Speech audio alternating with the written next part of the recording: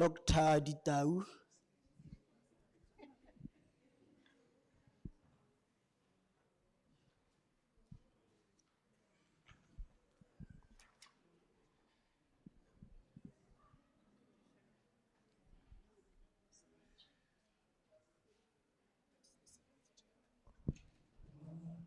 And lastly, Mr. Lesego Khalema.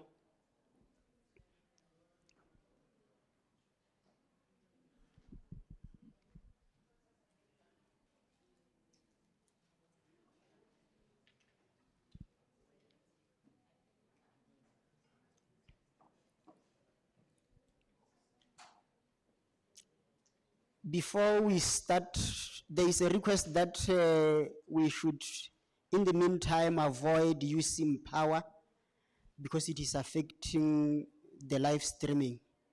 So if you have a gadget plugged to the power, please remove it. Ki ikokobeditse betso gore are scan ra charger in the meanwhile gore re thulaganyo ya rona e tswelle sentle. I had earlier indicated that we will swap the presentation the National Coordinating Office so that we may allow the minister to join his other duties. And I would like to call upon Mr. Cosmos Ndlovu to give us the objectives of this session. Rendlovu.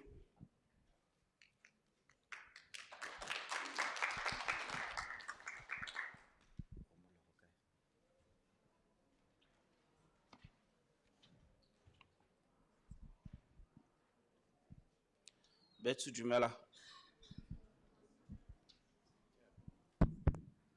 Oh, okay. I'm not so sure what I'm exactly supposed to do right now. Mine was the opening remarks. I know we've done so much, we've even eaten. So, Hakitsoro, am I supposed to continue with that? Or now introduce the panel here or whatever? I think let me first extend deepest appreciation to Civic Advisory Hub and the Botswana government for hosting the workshop that I believe started on Monday. I think it provided a platform for regulators and the regulated to meet and share ideas and forge a way forward. The minister impressed me quite a lot. I'm very happy to see that at that political level, we have light of what the FATF recommendations is. It gives me hope that they will manage to drive us to a better outcome of the 2027 mutual evaluation.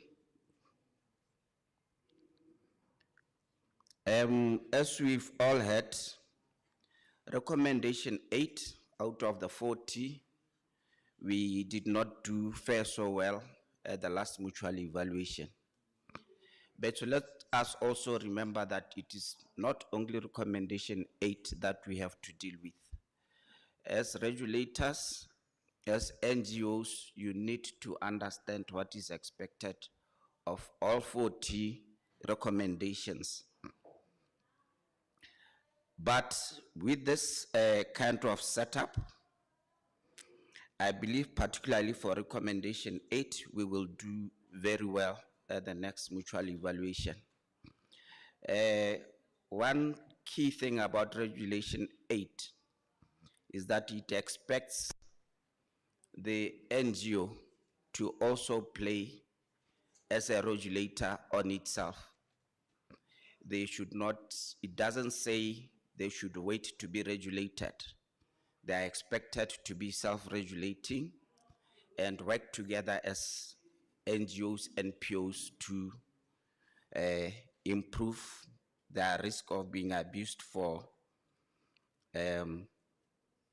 terrorist financing. I think history has taught us over the years that NPOs across the globe have been abused for terrorist financing. It does not refer to terrorists being given funds to go and do terrorism.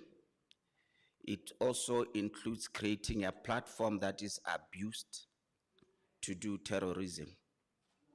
So let us look at it in both ways.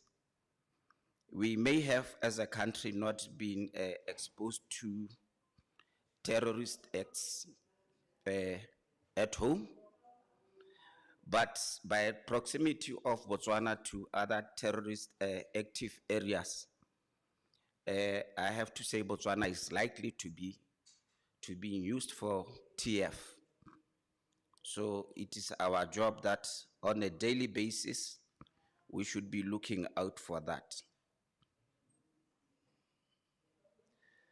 I believe the last 3 days, you learned a lot, but I hope it was not just based on a recommendation 8.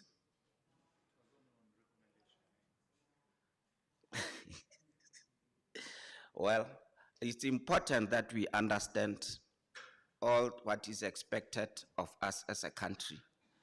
It is nobody's responsibility to be pushing anyone to understand. As long as you are an entity in Botswana, and particularly those that are regulated like you, that you ought to know all the recommendations, what is expected of you. I would say to advisory that let's include the others in the future, just a little bit of appreciation, so that as an entity, all the other recommendations likely affect you. So let's also look out for that. As a country, in this year's amendment of the FAIR Act, we finally established the National Coordination Office. Its role is to coordinate the country towards establishing proper measures to address money laundering, terrorist financing, and proliferation financing. So I suppose you should get used to the fact that you'll be seeing my face all over the place now. Let me not take much of your time. I don't know whether to say this is officially open now. Thank you.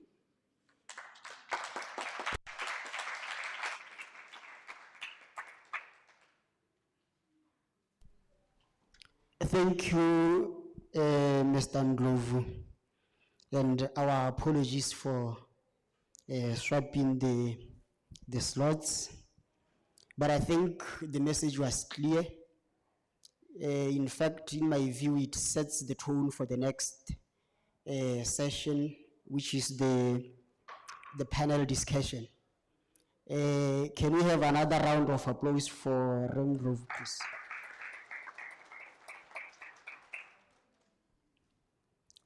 Ladies and gentlemen, we are getting towards the end of the program, and the next would be a panel discussion. We have assembled a team of strong men and women who will be explaining to us what they do, how they do it, how it affects us, and we'll have an opportunity now to ask questions so that we all come out of here clear on what is required of us. He mentioned that it is important that we understand all the recommendations, the 40 FATF recommendations, so that we see the link, we see what our organizations can contribute either to the success or to the failure of the country. Without much ado, ladies and gentlemen, let me once again explain, introduce the panelists. From the far right, we have Mrs. Ofense Hojamang, the Registrar of Societies. Next, Kharimo Amogeli.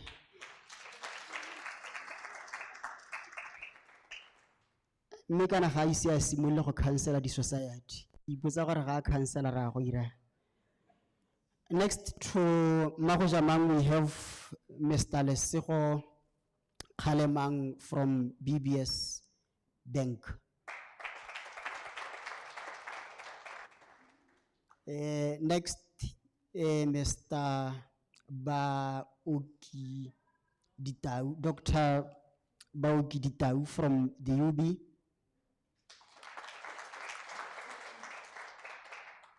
You will understand why Re Tyrone Mokhathong from the Master of High Court. It's a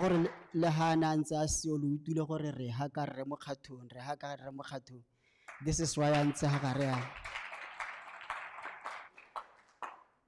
Next to Mr. Mokhathong, we have Mayor Buitumelo Keswere Bothata from SIPA. From the data protection, we have Ms. Kipaletswe Sumolekai. And lastly, ke belela gore ke last bone ya bone ke me Wedum Bongwe. And she's from FIA. And the panelists would briefly share their mandates, their successes, and the challenges they face as they work with the non-governmental organizations. And at the end, we will, as the NPOs, have a chance to ask questions and or to comment depending on where we believe our interventions should be. I would just throw the mic. Whoever catches it will start. No, I will not do that. Let me start with Fia setting the tone. Last year, no, in the first. Thank you so much. It's like a symbol, like the FIA mandate. FIA has been established or was established through the enactment of the Financial Intelligence Act of 2009. It was enacted, or it was established following the mutual evaluation, the first mutual evaluation of Botswana in 2007. So the mandate, of course, it continues under Section 4 of the current Financial Intelligence Act of 2022. And its mandate has been established under Section 6 of the Act, which is, just to break it down, it is the central entity for receiving, requesting, analyzing, and disseminating, whether spontaneously or when requested to an investigatory authority, to a supervisory authority, comparable body, or competent authority information of financial disclosures that concern, just as an example, suspicious transaction reports or information that is required under the law, whether it also relates to terrorist financing. It's really, if I simplify it, the job of the FIA is to collect and disseminate intelligence. To that, I want to clarify that the Financial Intelligence Agency of Botswana is an administrative financial intelligence unit. That means it does not investigate or prosecute. I'm clarifying this because I've realized a lot of the times when something big happens, people are quick to say, "Fia ne ile kae." FIA doesn't investigate. And you know, with the nature of intelligence, it's highly confidential. So it's not like you're going to know what, hey, mo casing ela ga butterfly kana ya ga semang, there was intelligence, it was intelligence, you wouldn't really know because it's confidential, right? It's a product that is going to be used now by the investigatory authority or the supervisory authority or the entity specifier. So that is the mandate of the FIA. So the FIA also, there are certain things that the FIA undertakes, just to give context, on top of collecting or giving intelligence, it also does collaborate with supervisory authorities or investigative authorities, right? It enters into partnerships. It also has a duty to communicate high-risk jurisdiction notices, right? I don't know if you've seen it before, but those will indicate to you those countries that have entered into the blacklist or the gray list. It also does have a duty to issue directives in terms of the act, right? To direct accountable institutions. And I have to note there that NPOs, non-profit organizations, fall under the category of accountable institutions. So if I interchangeably refer to accountable institutions, maybe it's because you fall under that category of accountable institutions. Another thing, another duty that is delegated by the National Coordinating Committee on Financial Intelligence, the NCCFI, is the implementation of targeted financial sanctions. We did speak to those in the previous days to say that we circulate. Of course, we are going to work on to ensuring that you receive them, on top of the fact that, of course, you are encouraged to keep checking for those targeted financial sanctions. In terms of the challenges, hoping that I've covered the mandate, but in terms of the challenges that have been faced by the FIA, I think in relation to NPOs has been, I think the understanding, the country understanding of the NPO space. The reason why I say that is, if you can remember, the definition of NPOs initially was a society registered under the Societies Act. So this was problematic because it wasn't aligned with the definition of NPOs by the FATF. So that was, it shows that there wasn't an understanding in terms of, you know, NPO regulation or what an NPO is. So that, I think, was the biggest challenge. But we have been, I think I'm going into the success stories here. We have been trying to eliminate or alleviate that challenge by collaborating with our stakeholders here, and those who are not here, to conduct the sector risk assessments and the national risk assessments to gain a better understanding of the space.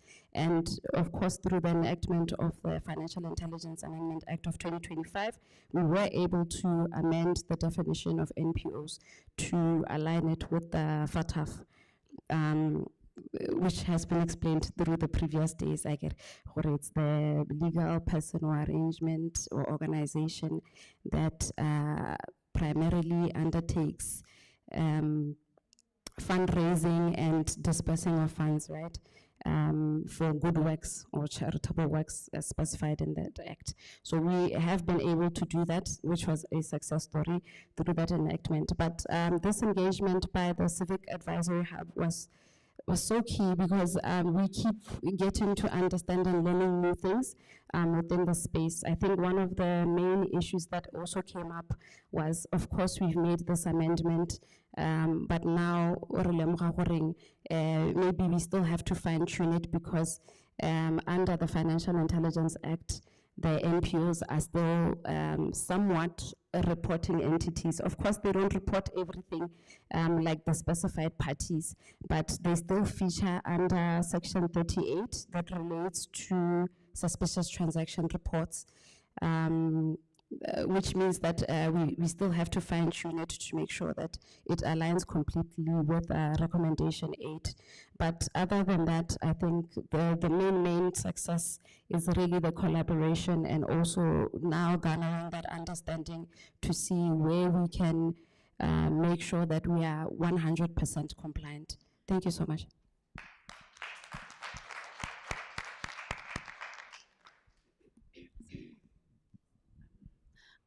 Dumelang gape bagaetsho. Ke bidiwa ke Paletso Somolekae. As already introduced, I'm from the Information and Data Protection Commission. The Information and Data Protection Commission is an entity charged with ensuring the effective implementation and compliance with two pieces of legislation.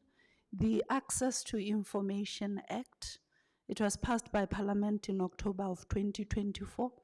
It has not yet commenced. It is yet to commence. This is a piece of legislation that seeks to open up public institutions and give the citizenry access to information that is held by public institutions. This is information which the government uses to make policies, decisions, laws.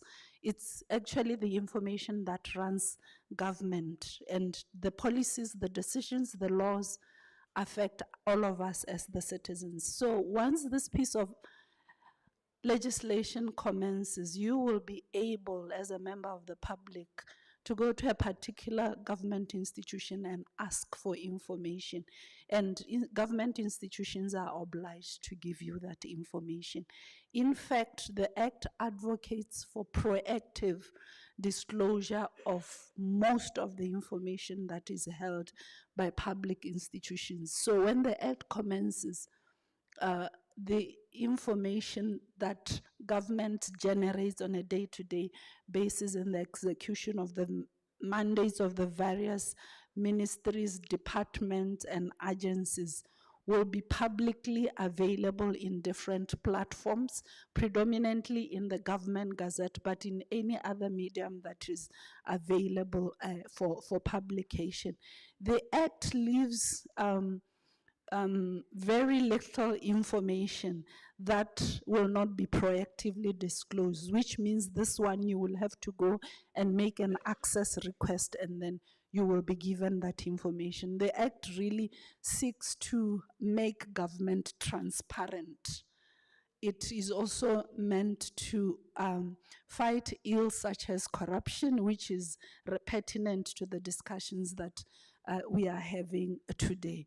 We will have more time to discuss the Access to Information Act when it comes into place.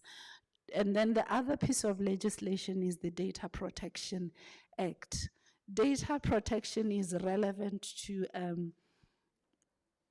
anti-money laundering, counter-terrorism financing, and counter-proliferation financing, in the sense that it is captured under recommendation 2 of the FATF recommendations, particularly criterion 2.5, which requires that AML, CFT, CPF stakeholders, as they fight the 3 ills, money laundering, terrorism, terrorism financing, and terrorism in all its manifestations, as well as proliferation financing, they must be mindful of people's privacy, people's informational privacy.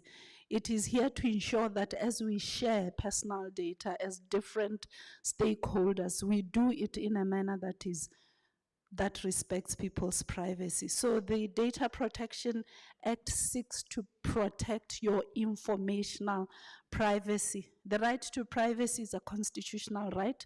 It's embodied under Section 9 of the Constitution, and privacy is in different forms. There is bodily privacy, which when Bomasebape want to conduct a search, the law prescribes how they should conduct a search on your person.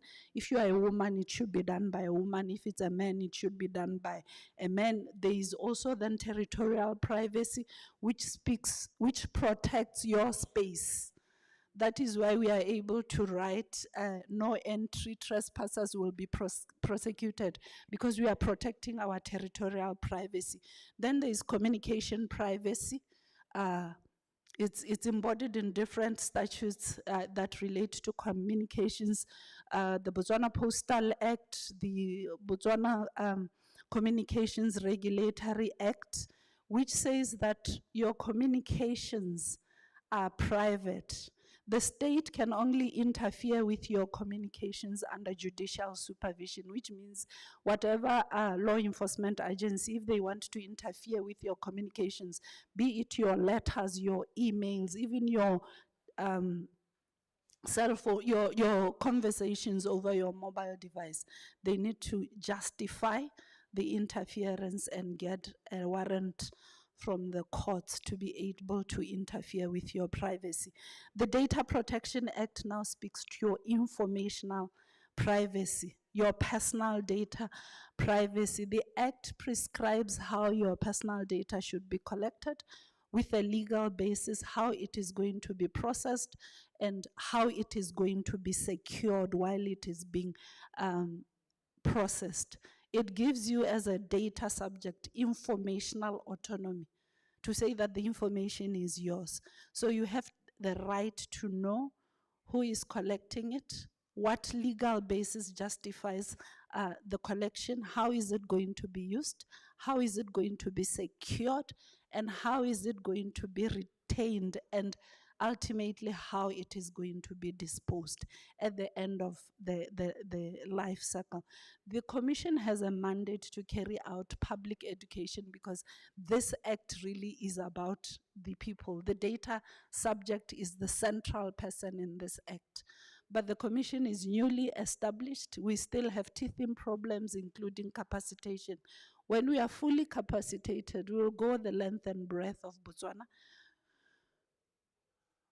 to educate the public about their rights as a data subject. It does create rights, some of which I have already mentioned in the as I was going along. It does create obligations for data controllers. Data controllers are natural or legal persons who collect personal data and process it in their day-to-day activities. So in the context of NPOs, NPOs are data controllers, because NPOs exist to protect and empower, in most instances, the most vulnerable in our society, the underprivileged in our society. And you cannot carry out your mandate without collecting personal data. You do collect personal data of your beneficiaries. You collect and process it as well in the execution of your respective mandates. You collect personal data of your donors.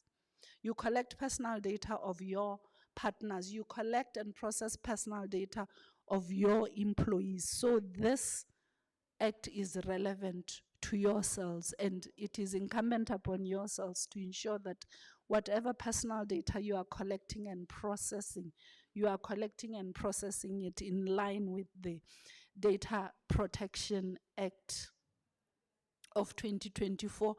The genesis of the Data Protection Act dates back to 2018. It has gone through a transformation, and we have a new Data Protection Act that commenced in January of 2024. It is aligned to the GDPR, the European Union General Data Protection Regulation, which is regarded as international best practice. I know I have engaged with, my office has engaged with very few NGOs. Once we are capacitated, I think, working together with the Office of the Registrar of Societies, we will see how best to capacitate you. But that doesn't mean that in the interim you shouldn't do anything. Remember, ignorance of the law is not a defense. And the Data Protection Act does have very hefty administrative penalties. I don't want to be closing NGOs because I recognize the importance of the work that you do. So I believe that you will proactively comply with this piece of legislation so that I don't have to do what the City Council is doing currently, even though I am empowered, empowered to do so. I would like for us to collectively develop really a culture of respecting people's informational privacy and realizing that without personal data, really personal data, I believe, is the engine that drives our daily activities in our respective mandates. So we need to ensure that we process it in a manner that is compliant with the Data Protection Act. Thank you very much.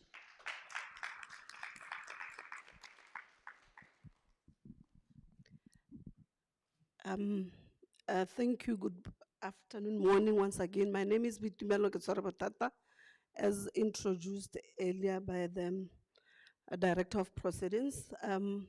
I will be here representing Companies and Intellectual Property Authority, SIPA, whose mandate is to register businesses and protect intellectual property rights.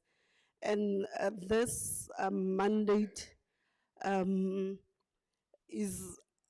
this mandate is attained by the use of 4 pieces of legislation, being the Registration of Business Names Act, the Companies Act, the Industrial Property Act, and the Copyright and Neighboring Act.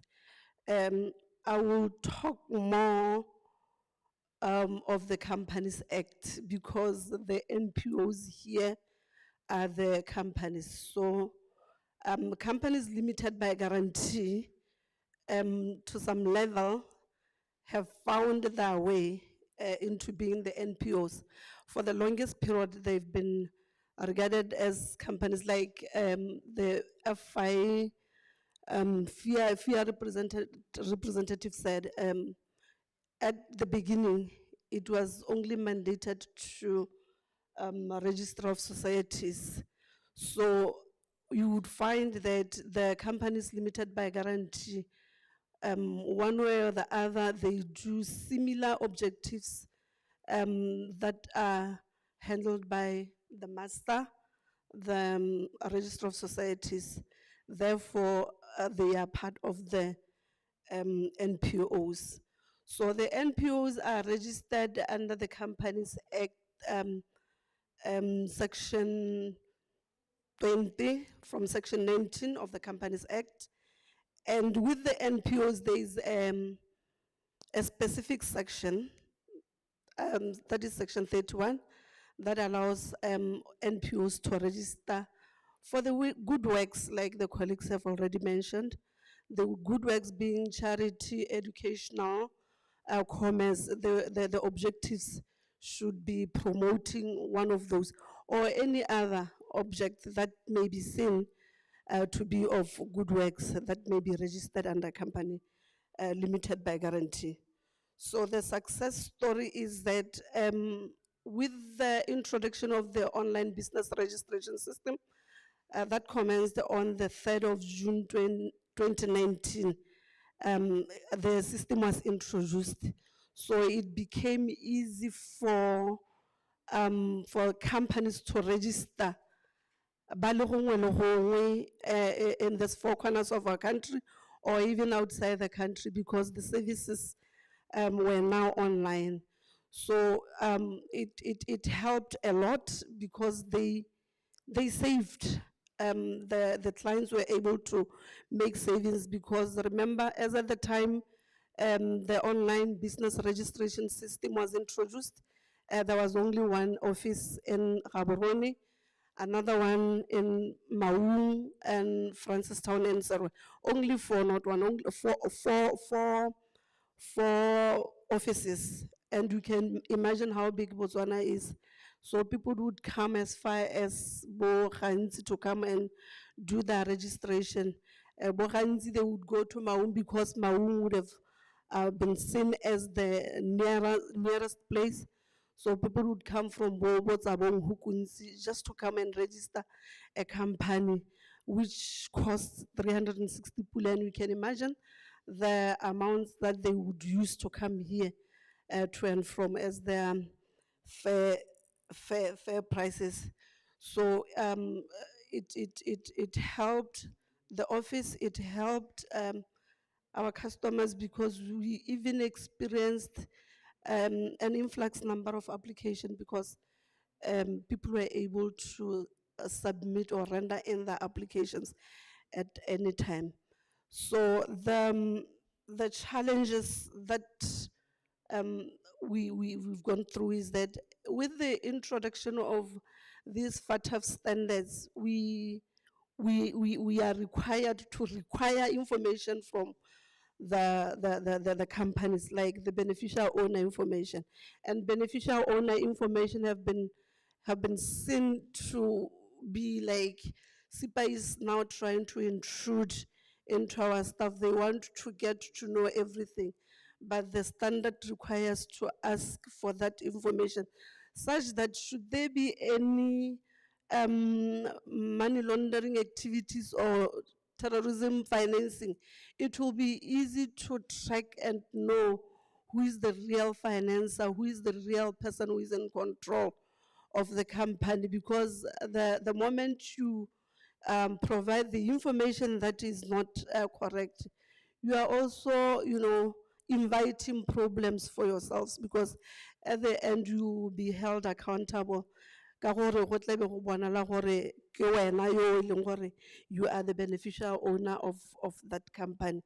So I will urge all our CLGs, company limited by guarantees, to cooperate. I know you always do cooperate, but as representatives here, go out there and tell others what we have to do the right thing, because their Companies Act 2022, the amendment there 2022, introduced the administrative penalties. Now the registrar has got the powers to penalize those who are in the wrong side of the law. So we don't want to close the companies limited by guarantees, like Masomse mentioned earlier. So, and the other success that I forgot to talk about is because we are online, I can attest to all of you here that all the companies limited by guarantee here present are compliant in terms of annual returns payments, because they receive their reminders for their annual returns when they are due. They receive, there's an initial reminder, there's a second reminder, there's a third reminder, and the fourth reminder, a notice to say you have been removed from our register. So with that, I can say, we are here to protect you. Le rona hela yalo re protecting. Thank you.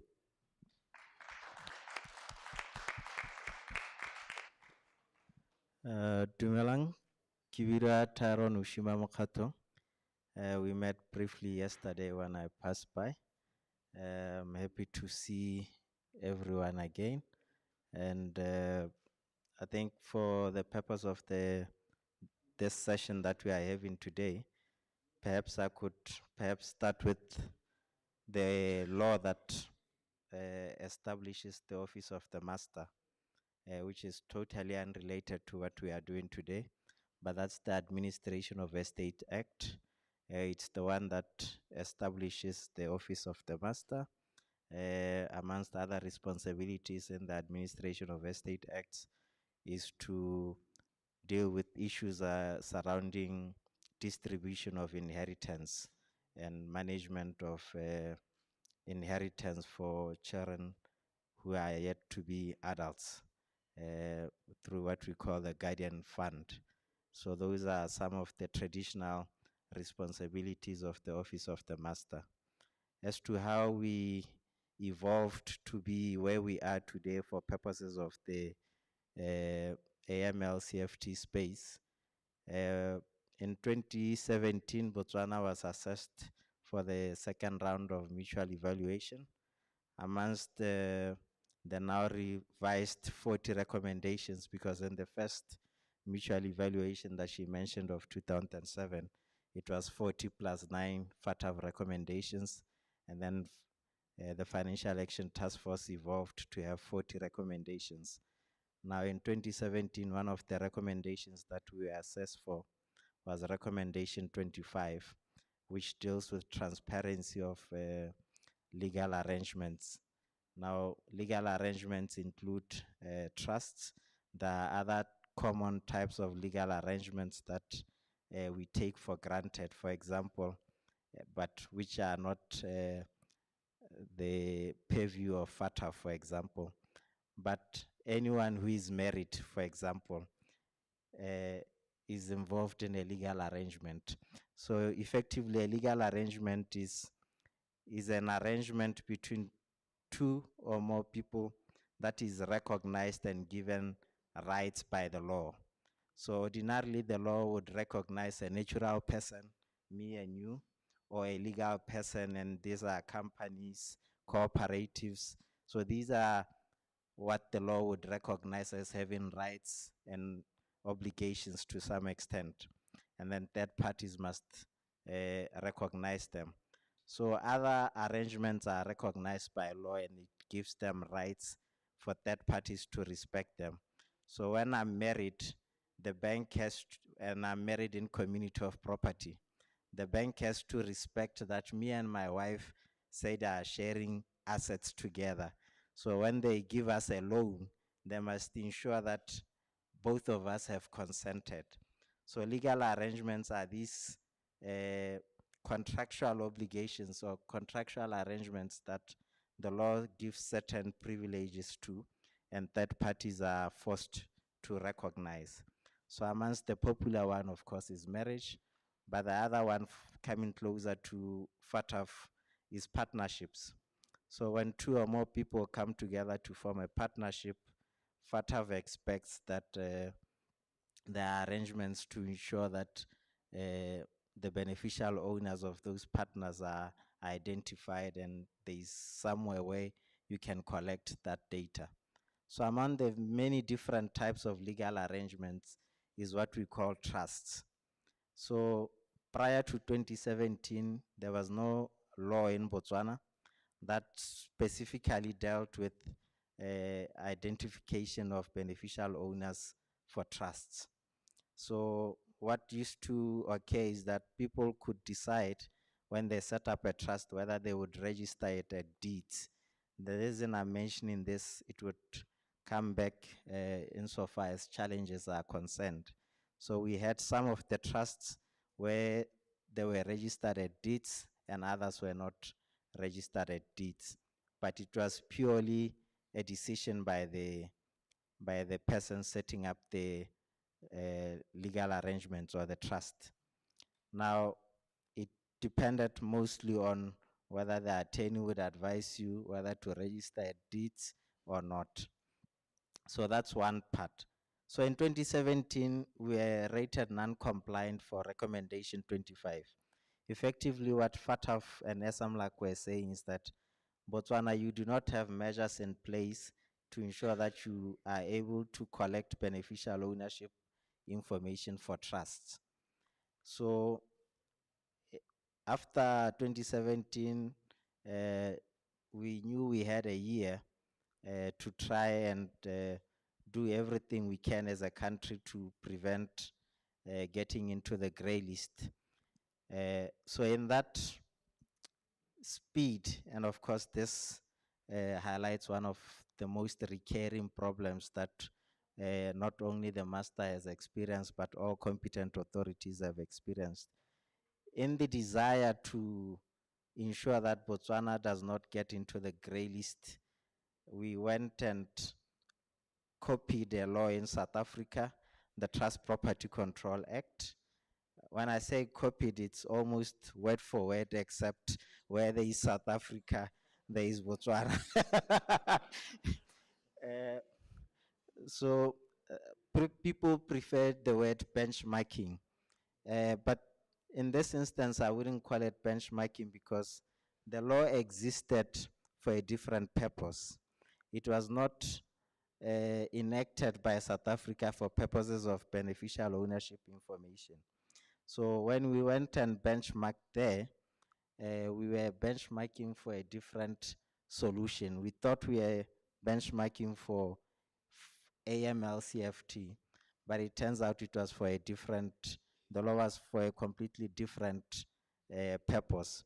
So what did it result to? 2019, we sought a re-rating. We came back with a non-compliant re-rating. Again, because the law was not fit for purpose. But again, you can understand, it was done at speed, trying to address a very imminent danger to the country, which was grey listing, and we look at the bigger economy with a more contextual representation of how you are, which is South Africa, and then you thought, okay, this is the right approach. So again, we tried to amend our law with the amendment in 2019.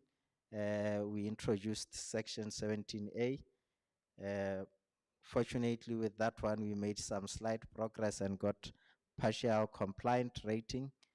The reason I'm saying we made some slight movement is because there was one material challenge. This was a knowledge gap, not just within Botswana, but also within the region. The world is still grappling with how do you ensure that beneficial ownership information for legal arrangements is adequately collected and stored. So this was not just a Botswana problem, it was a global problem where you had nowhere to look. But fortunately, with our limited understanding, we had a partial compliant until we re-enacted our law in 2022. Now this was after we had gained some significant understanding on the expectation. So in 2022, we re-enacted the Trust Property Control Act, and because of that re-enactment, we were re-rated to what they call largely compliant, which is really like a B+.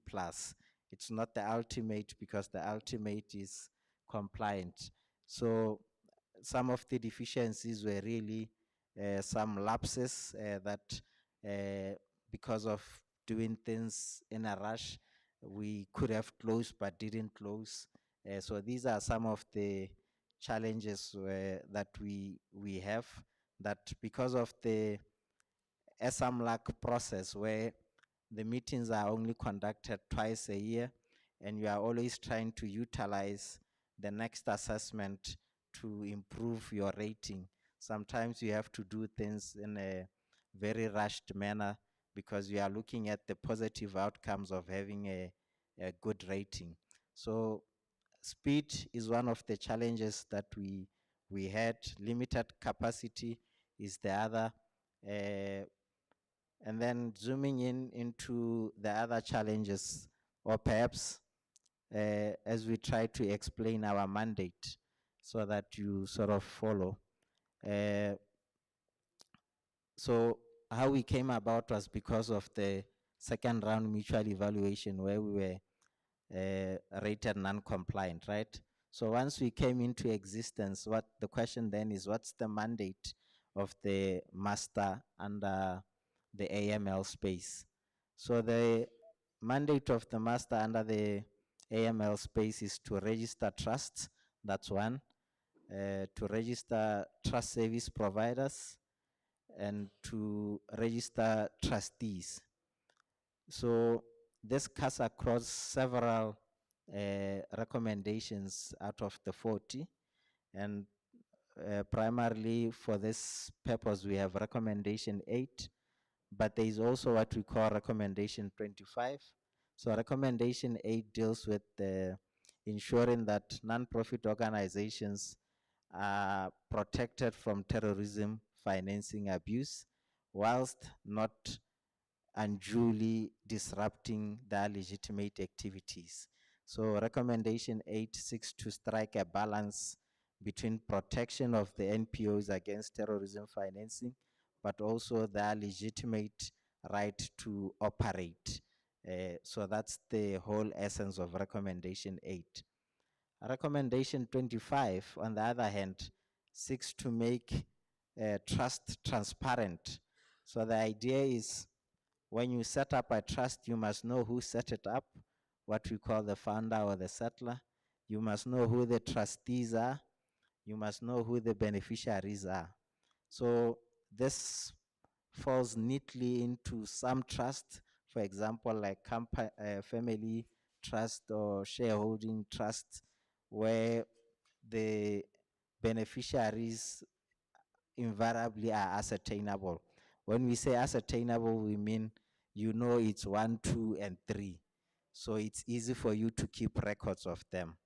But it doesn't fall neatly in the space of non-profit organizations where the beneficiaries are ordinarily what we call a class. For example, where you say the beneficiaries will be orphans. So an orphan is a class, right? It's not, it's until you have someone who loses their parents that you can so and so is an orphan, but otherwise it's not ascertainable who is an orphan. You would have a class like community. So a community can mean different things. It can mean us, it can mean a community of Muchudi, it can mean people aligned by a certain ideology. It can mean so much. And for this one of the legacies that we had to grapple with is what we call community-based resource management trusts. Now, these things evolved sort of parallel, but at the same time eventually came together. Government came up with a program to say, we have these resources as the country, all natural resources belong to government in terms of the law, but we also want to ensure that the people take an active role in protecting them and in sharing in the utilization of the benefits of these resource management, natural resources. So government came up with this policy called Community-Based National Resource Management Policy of 2007. So the question then was, what legal structure would you utilize?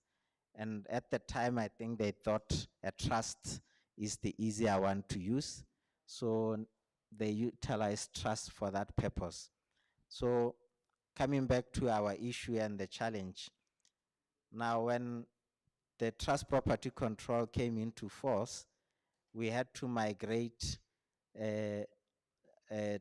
trusts that were registered in the deeds registry to the master's registry now.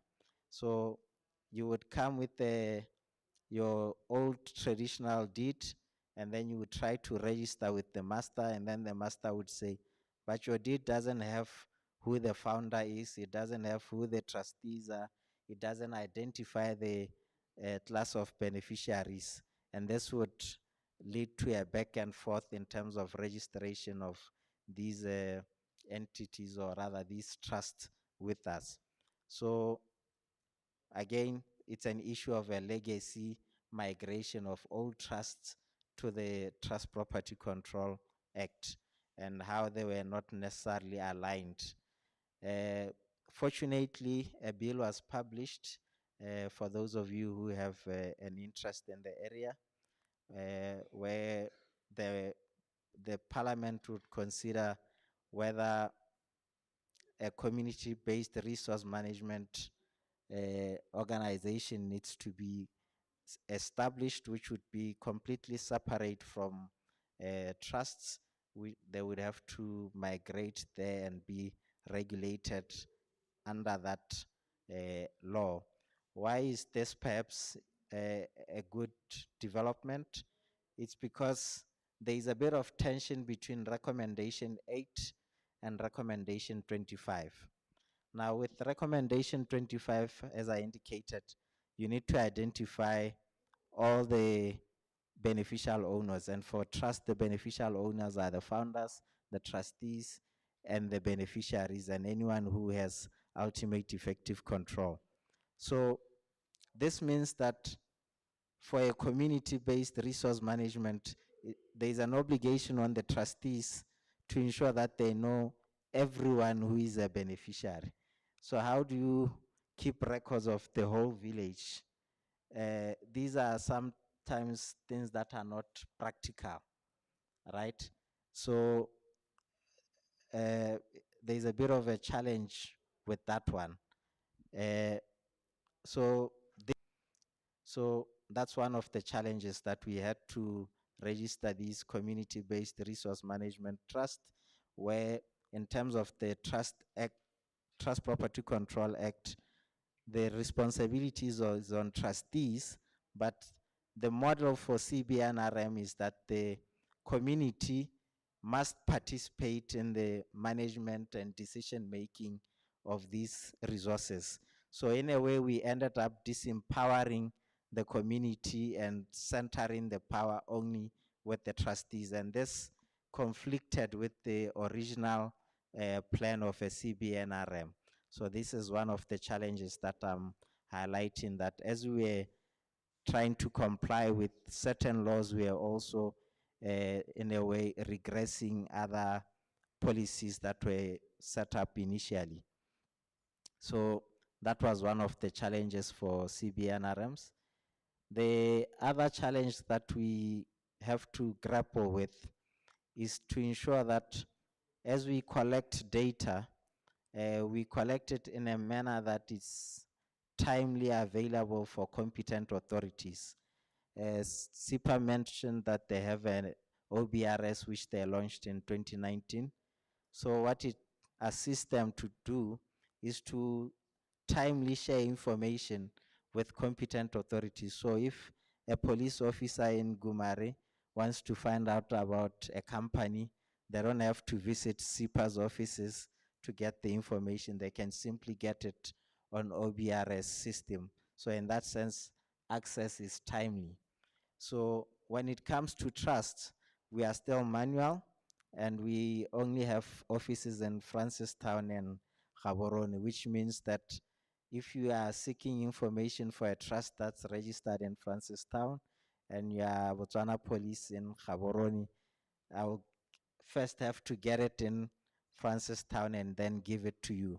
So this affects our ability to share information timelessly. So this is not consistent in a way with the expectation of recommendation 25 and immediate outcome 5. And then of course there is a desire and a commitment by the master to ensure that we develop an online platform, and we are working progressively towards that desire. So that's the other challenge, that although we collect this beneficial ownership information, we are not yet in a position to share it in a real-time manner. Although because of the efficiency mechanisms we've put in place, we often respond within a timely manner to our competent authorities.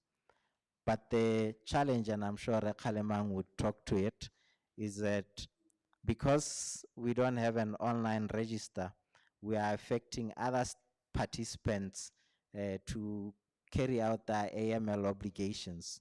So for example, when a trust goes to the bank to open a bank account, the bank has to conduct customer due diligence. And one of the measures for customer due diligence is to verify if the people are in fact the beneficial owners as they claim to be. Of course, so far they would rely on the letters of authority that we issue, which has a seal and therefore has security features that tells them this is a verifiable document. However, if there was a register, they could easily check with the register to see that the document that's been presented to them is consistent with the information that the master is holding. And in that sense, they would have complied with their obligations to verify information. So this comes back to one of our challenges for not having a digital register, which is the inability to verify people for what they say they are, for who they say they are. So when you present a certified copy of Omang to the master and say, register this trust, so and so is a trustee, and you present a copy of Omang, the master, other than to rely on the fact that it's been certified, does not have a mechanism, unlike with SIPA, to verify that that person is who they say they are, and it's not someone else.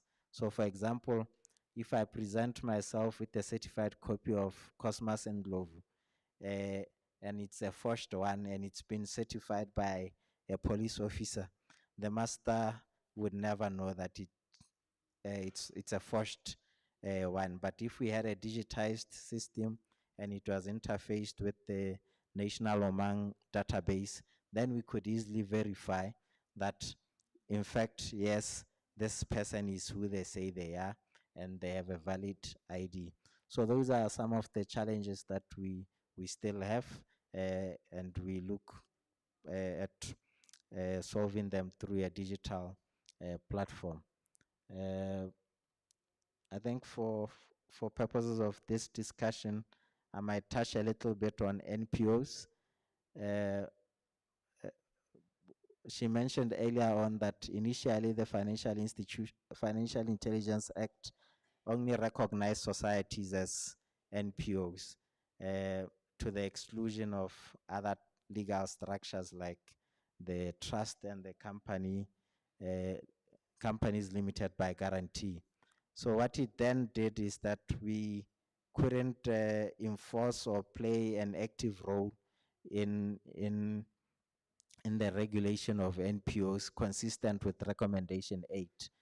But I'm happy to say that notwithstanding, because we are one government, we've been working together consistently to ensure that we move together as one. And now the law has been amended, and we've been undertaking several activities together, such as the sectoral risk assessment, the national risk assessment, and even the outreaches that have been planned, including today's outreach. So for us, this demonstrates a significant achievement, because for the NPO sector, the regulators move with one voice, one action, and hence the success of launching this particular program today, because we both recognize that there is a disconnect between the regulators and the regulated. We don't have a platform where we are consistently exchanging best practices, consistently exchanging information amongst ourselves, consistently sharing with you your obligations and our obligations. So the launch of this platform is a significant success for all NPOs, including the master. I think let me stop here for now because of time. Thank you.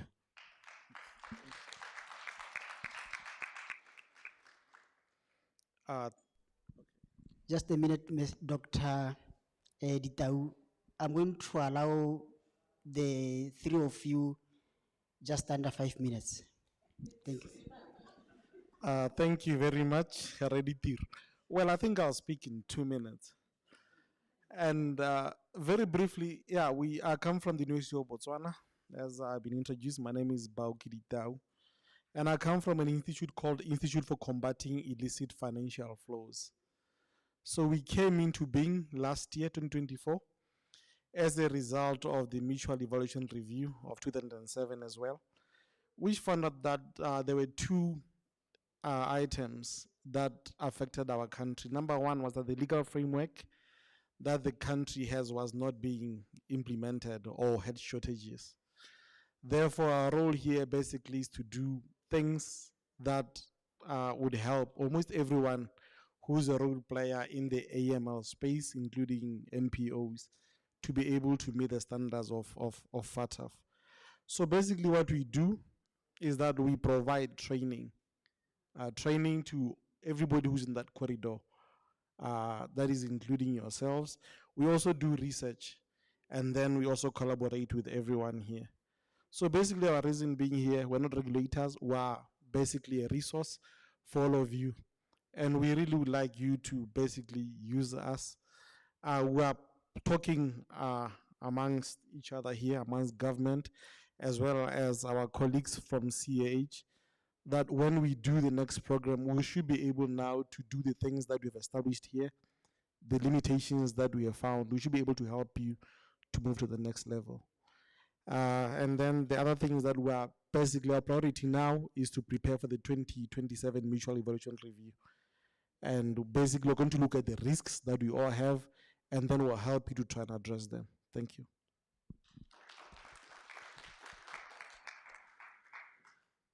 Good morning. My name is Lesoro Khalamang from BBS Bank. I am the AML manager.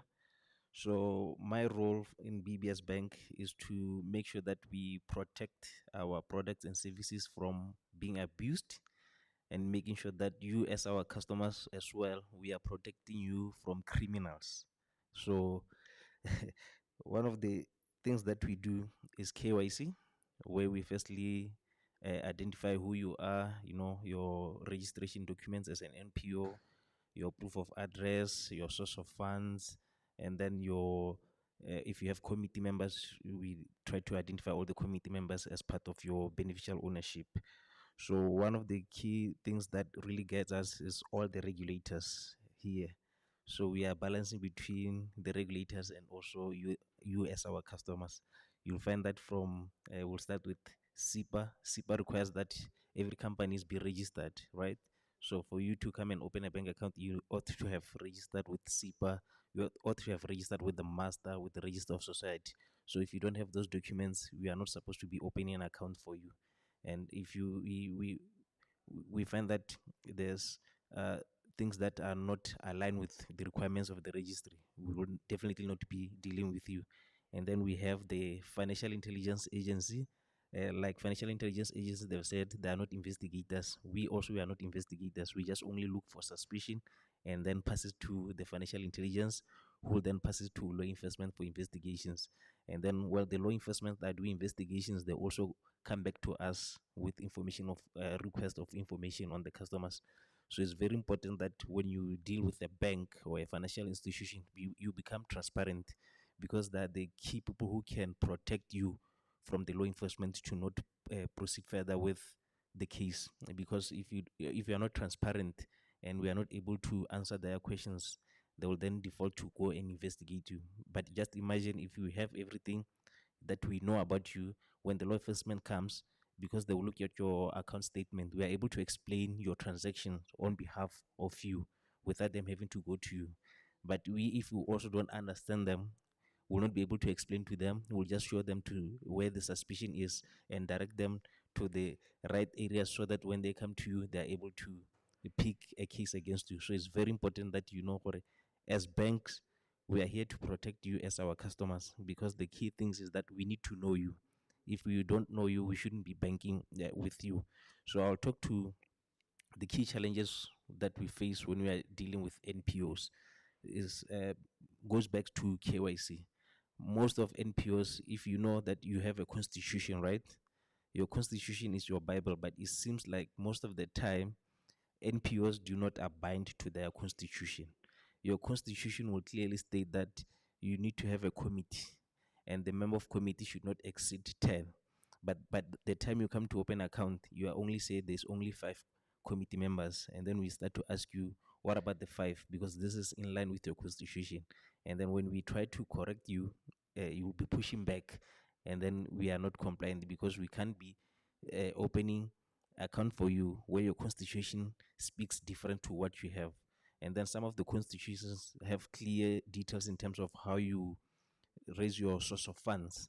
But when you bring your cash flow projections, you can see hore, this person went to a company secretary who did not understand what does the NPO does and just took a cash flow projection of a bakery company and just provide you our charges maybe 2,500, and you also did not read and you bring it to the bank, and then when we try to reconcile the two, it becomes a problem because you know, cash flow projections you have written there, or you'll buy buying flour to bake scones, but your constitution says you are raising funds through donations. So those are the key challenges that we normally see, and when we are dealing with an NPO, and then every time there's a change in the committee, we find that NPOs will then maybe dismiss a committee member and they forgot to inform the bank, and then that person is a signatory to your account, and then they still have access to your account details. They will move your funds. By the time you come to the bank, you already lost the funds, and then you now blame the bank to say, no, this person, I removed him as to this committee 2020. Why is he still having access? And then only to find out, or you have never informed the bank, because we continue banking with what we have, unless if you are due for KYC refresh, that's when we'll be able to do that.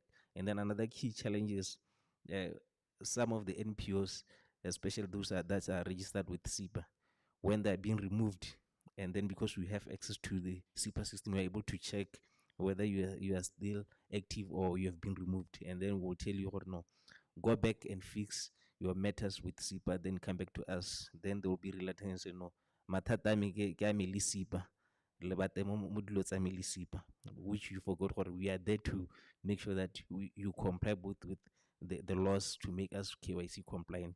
So those are the things that when you do, always remember to inform your bank well in time to protect you, because you'll be fighting a lead committee member and you forgot what that person is a signatory to the account, and by the time he leaves, he goes home, he moved all the funds. I know there's one case in Kasane where one of the VDC is going through the same thing, only to find that the person was long removed, but they have never informed the bank. So now it's a big effort to say the bank failed to protect us, but the issue is, have you informed the bank? That's where the evidence is not being able to point to say we have assisted. That's all.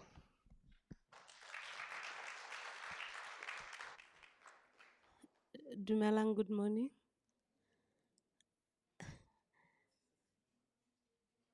Ke bidwa ho fantsa go jama ha bona ke didimetse. I could feel gore the challenges that the bank is facing, it's most of them apply to my sector. I am the Registrar of Society. The responsibility of the Registrar of Society is to regulate registration of societies or non-profit making organizations, to do an oversight function to see to it that they comply to all the laws that have been mentioned here, being the Financial Intelligence Act, the Data Protection Act, the Counterterrorism Act, any other act that applies to the CFT space. In terms of societies being NPOs, we don't have an owner. We can only have a controller. And a society, we refer to a group of 10 people or more with one purpose. And so a society is owned by everybody who is a member of a society. That is why we say we don't have a sole owner of the society. Of course, we can have the controller. We also don't have a founder in terms of a society. I want to also indicate that in terms of the achievements, I don't want to say a lot, because as far as societies are concerned, all of us, we are members, and we, in a certain way, we understand what a society is. In terms of the achievements, the first achievement is to get all the NPOs from the master, SIPA and Ross to be sitting in this forum today. This is the greatest achievement ever. The reason why I mention it to be the greatest achievement is because from the previous speakers, you've heard that in terms of compliance to recommendation 8, it has always been societies being referred to as NPOs, then leaving out companies limited by guarantee and trust. And today, the realization of the NPOs in Botswana has come to effect. One of the achievements with us is semi-automation of our services, which gave us an opportunity at least to do a cleanup of our database in terms of societies that are still active by way of re-registration as was provided for by the Societies Act.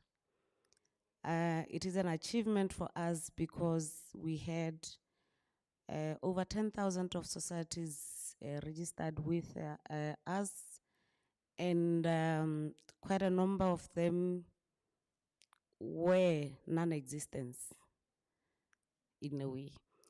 The other achievement with us is in terms of, changing the law to be able to encourage our societies to comply by way of submission of annual returns. The reason why I state it as an achievement is that now we have a society that has a lifespan, and the renewal of the certificate is only by submission of annual return. The greatest challenges that we have already been mentioned by the bank: non-compliance of societies, especially to their constitutions. Over and above that, their lack of understanding of their constitutions, because most of them depend on the lawyers to draft their constitution, and the society members themselves don't even understand or own the constitution until when they are on the wrong side of the law. The other greatest challenge with us in terms of societies, it's conflicts. I thank you.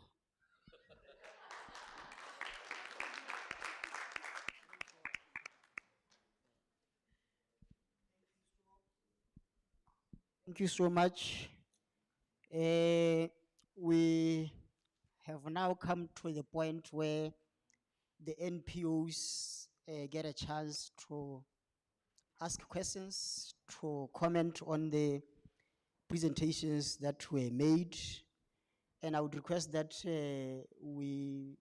for a start, let us limit the questions to 2 questions per person. And let us be brief and to the point so that all of us could get a chance to comment. I will see by way of hands.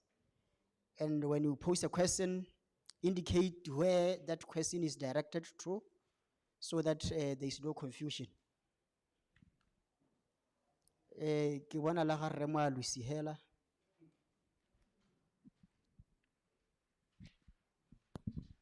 Thank you very much, Master of Ceremony. My question or questions goes to FIA, the Data Compliance Officer, and I don't know whether I'm labeling you very well in terms of,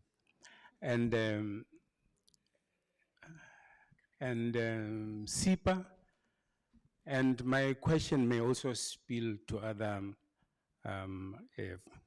panelists. And Kibidu Moalusi, Nantar Gibeli Nalam. Kibidu Moalusi Kitswako Botswana Network of People Living with HIV. I'm the programs manager there. Yeah, you talked a lot about collection of data.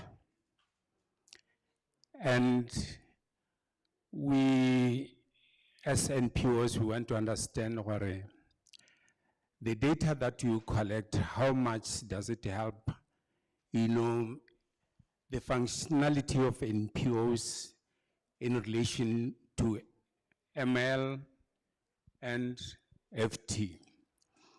Is there any research that was done about your collect? What do you collect data for? because we need, to understand the dissemination of the result of your analysis. So we have not, I had thought that you'll equate your presentation, to the functionality of NPOs. So what do you do with that data? Because we, as NPOs, we never, receive any report about that data, whether the research was carried, And my last thing,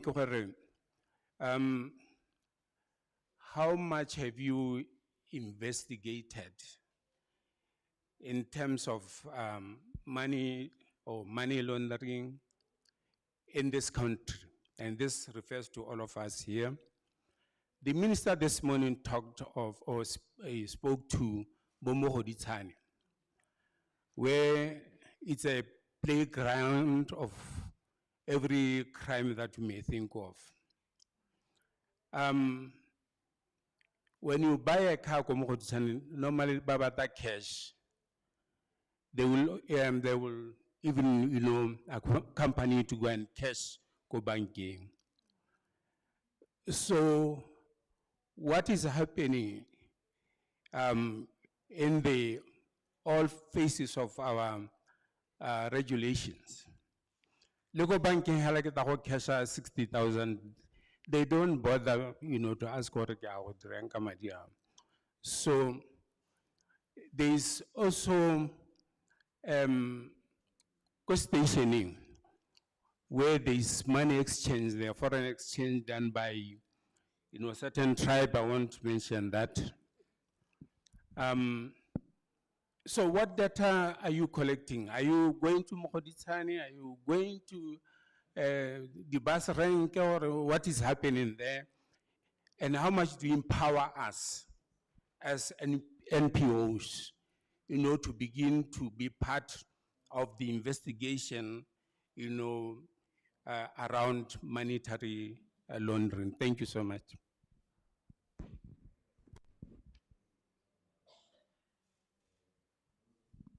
Any other hand?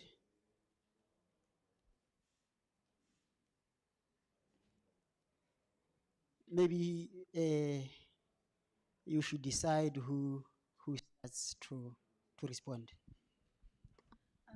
Thank you very much, Lucy, for your question. Relative to the Information and Data Protection Commission, we don't collect personal data from NPOs. What I said is that NPOs collect personal data or personal information from different individuals that you deal with. You collect personal information of the beneficiaries of the services that you offer. Like Mr. Mokhatong earlier on mentioned that a beneficiary might be orphans and vulnerable children. You are not assisting them anonymously. You know who they are. You collect their personal information, including sensitive personal data touching on their health. So you have obligations under the Data Protection Act relative to the information that you collect. We don't collect any. Our role is to ensure that you are as you collect that information in the discharge of your mandate, you collect and process it and store it and secure it and retain it in a manner that is consistent with the provisions of the Data Protection Act.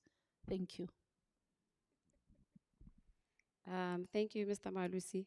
In relation to your question on collection of data, I think, well, when it comes to the Financial Intelligence Agency, of course, as I'd like to highlight something that was said by Mr. Mokhatong in relation to us having a duty to protect NPOs from abuse of terrorist financing.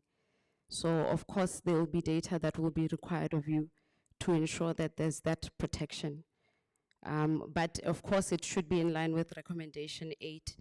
And I would like to state that also in terms of the obligations of NPOs in the Financial Intelligence Act, which I realized I forgot to just brushed through would be outlined under Section 51 of the Financial Intelligence Act. So it's important for NPOs to familiarize themselves with that section of what is required of them in terms of information. And just to outline it from the Act, NPOs are expected to have relevant documentation that explain the intended purpose and objectives. And these are some of the information that has been explained or outlined by the panelists here, for instance, from the bank, of course.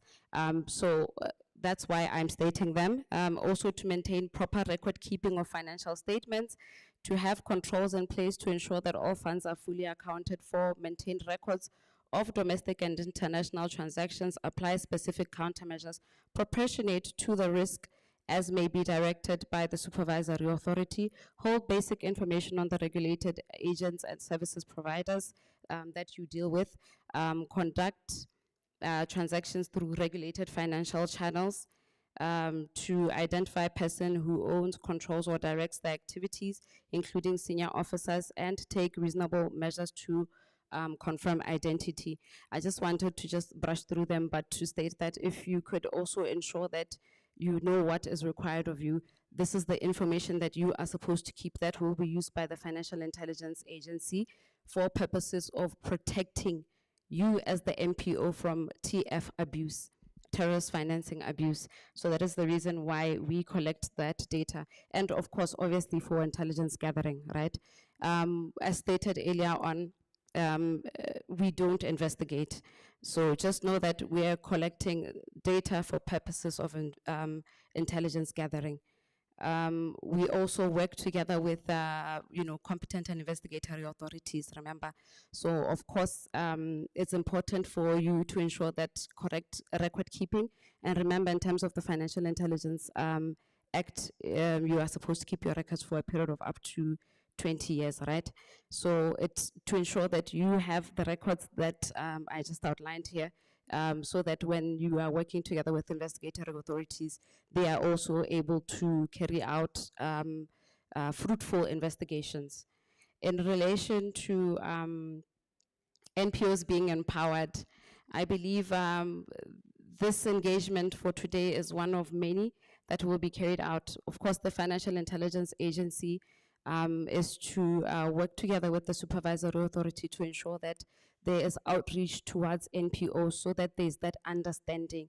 Because like Mr. Mkhatung said, we are striking the balance between not interrupting your good works, but also ensuring that there's no abuse. So doing that means there has to be a lot of outreach to ensure that you know what is required of you in terms of the law. I hope that answers the questions. Thank you.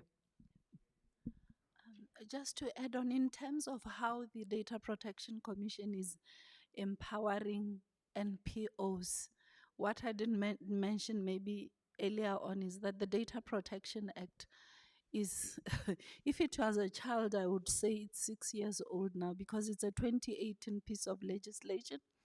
It was shelved for 3 years subsequent to it being passed by Parliament and assented to by the President. It commenced in October 2021, just on the eve of the country exiting the FATF grey list. It had a transitional period. During this transitional period, data controllers such as yourselves were supposed to be aligning all your data processing activities with the requirements of the Act. The unfortunate part is that the Commission is not fully established and capacitated to have assisted everyone during the transitional period. We had the initial transitional period that ran from October 2021 to October 2022.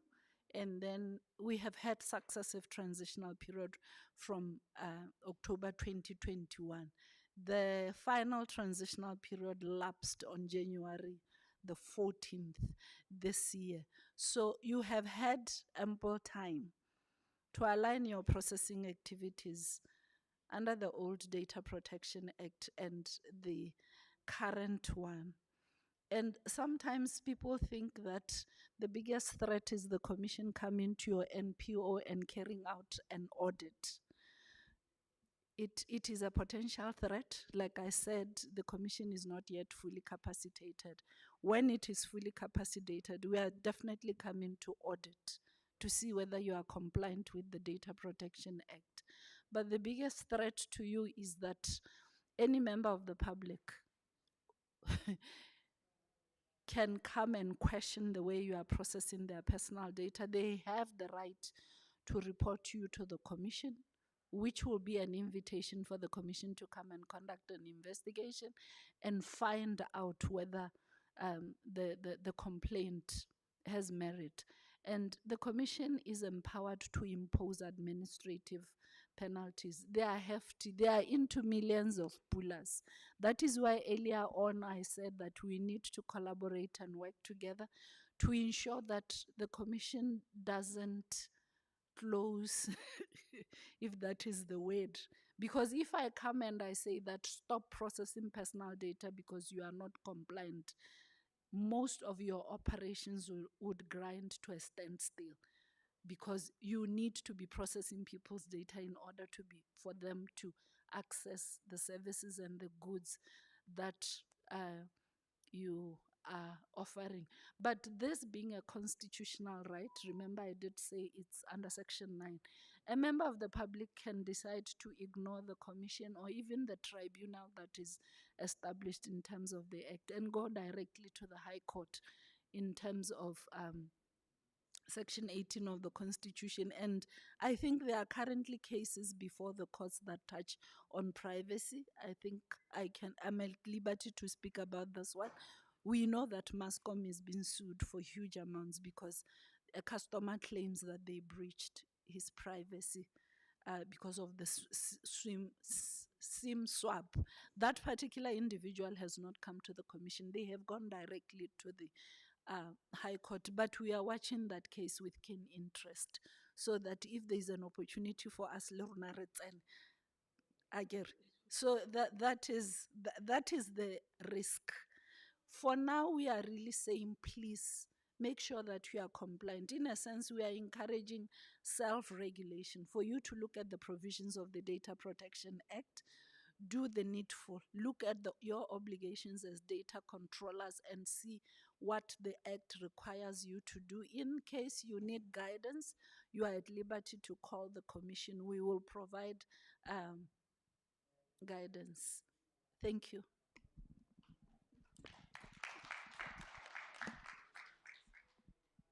Re lebogela potso Rre Malusi.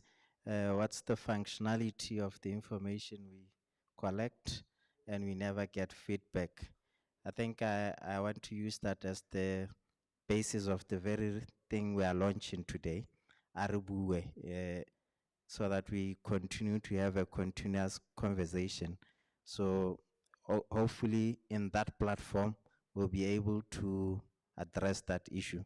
But because we may not have another opportunity, let me try and explain other things as well.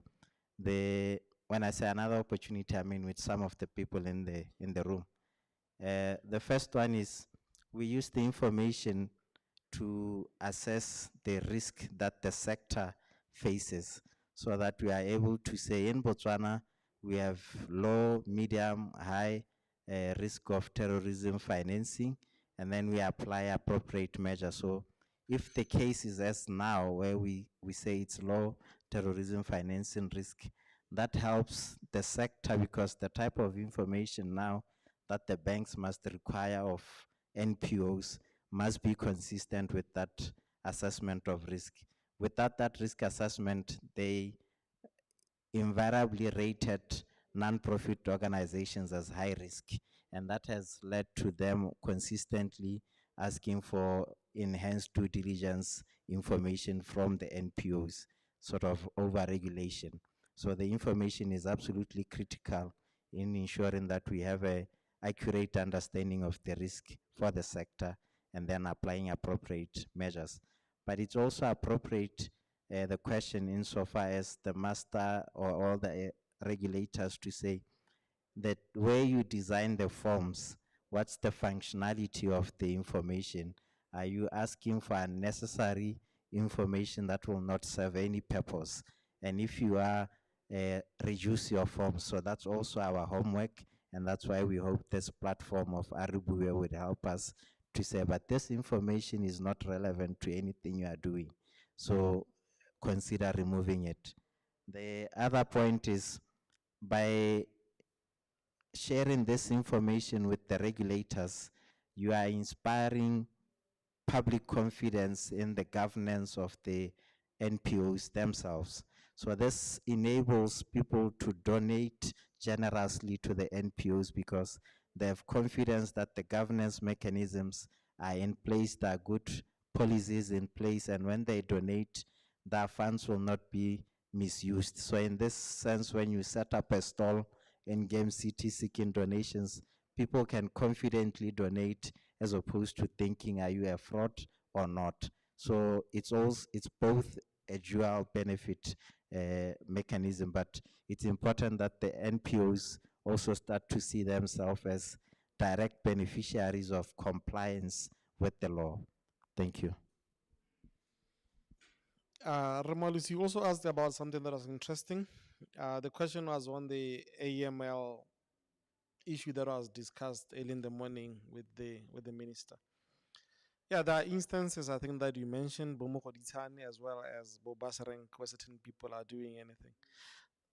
Basically, the reason that we are here and discussing that is that we're trying to find out the needs risk assessment or even the sector risk assessment. So basically, when we look at this thing and we see instances, for example, as you mentioned with the cars and everything, we flag that as a risk. And once that is flagged, then that needs to be addressed by the relevant regulator as well as us, the people that will do research and then assist in that. I hope I answered. Thank you. Just to add on, I think the minister, when he started to share, he spoke about the legal framework. So I think if you look at the issues when it's a bus rank, you find that the people that are doing a legitimate business, so they'll go to a foreign currency machine to withdraw funds in foreign currency. And then I think they have somehow identified a gap to say, Botswana are lazy to go to banks to do currency exchange. Some are rushing to catch the bus. So then you get to fail to understand, or do we have a legal framework to say, is this person doing something which is legal? Working change. That's when you look at the Berudi Change Act. So you find that we continue to log our suspicious transaction with the FIA, who then also do whatever they need to do to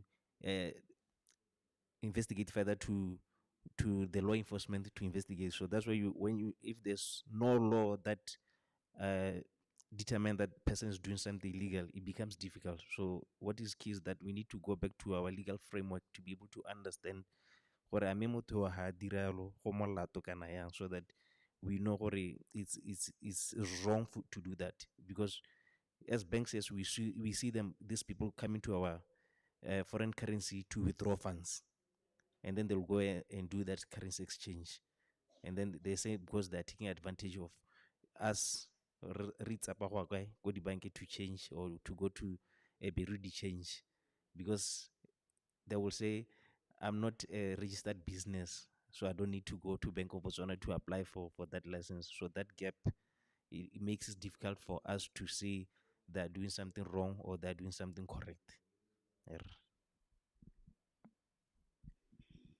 The past 2 days, in terms of recommendation 8, I think the key word has always been protection of NPOs against any possible abuse by a terrorist.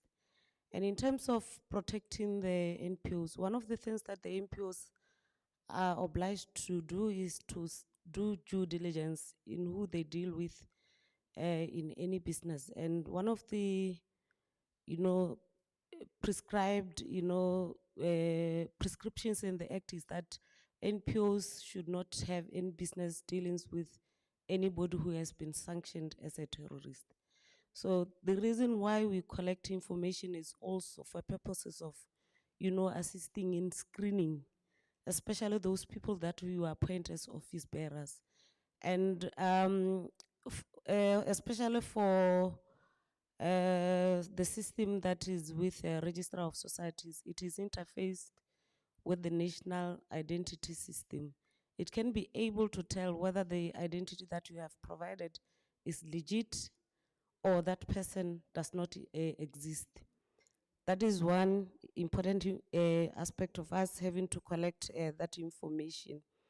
Mr. Mokhatong has already mentioned the fact that we also continuously have to assess the sector and also the risk level of the NPO sector, to be also again to look at the measures that we have as to whether they are strong enough to protect the NPOs, and also to work with the NPOs to come up with measures, control measures against any possible abuse.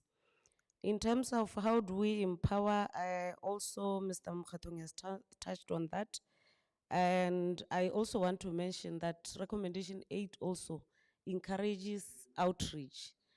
We have started today, of course, with all the 3 NPOs together, but we have also planned to extend this in the next week or so to reach out to all NPOs in all the 4 corners of Botswana. Thank you.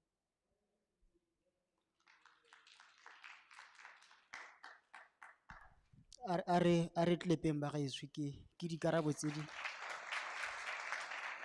di nametsang. Any more questions? Oh. Short and brief. Operating without necessarily having been registered, who are out there because there doesn't seem to be some kind of enforcement on even after they deregistered. So some might just continue operating. Are we doing something about that? Secondly, is it possible for you to give us a website where we can actually check some of these registered or even deregistered NPOs? The last one, Ramkhatong, you talked about marriage, and you talked about marriage as a legal arrangement. Now, if you go to the bank, when I was growing up, as I started working, once you are married, you could have an account and your partner would actually be a signatory in that account. But somehow, I don't think that is still possible. Because you go to the bank and say, no, I want my wife to be signatory. And all of a sudden, the bank says, no, but that is not possible. And you sometimes go to the bank and say, no, I was using my wife's card. And they say, no, but that is illegal. Can you just explain that a little bit? Thank you so much.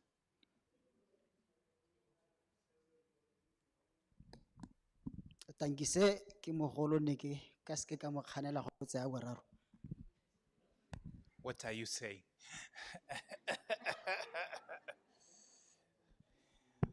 Okay,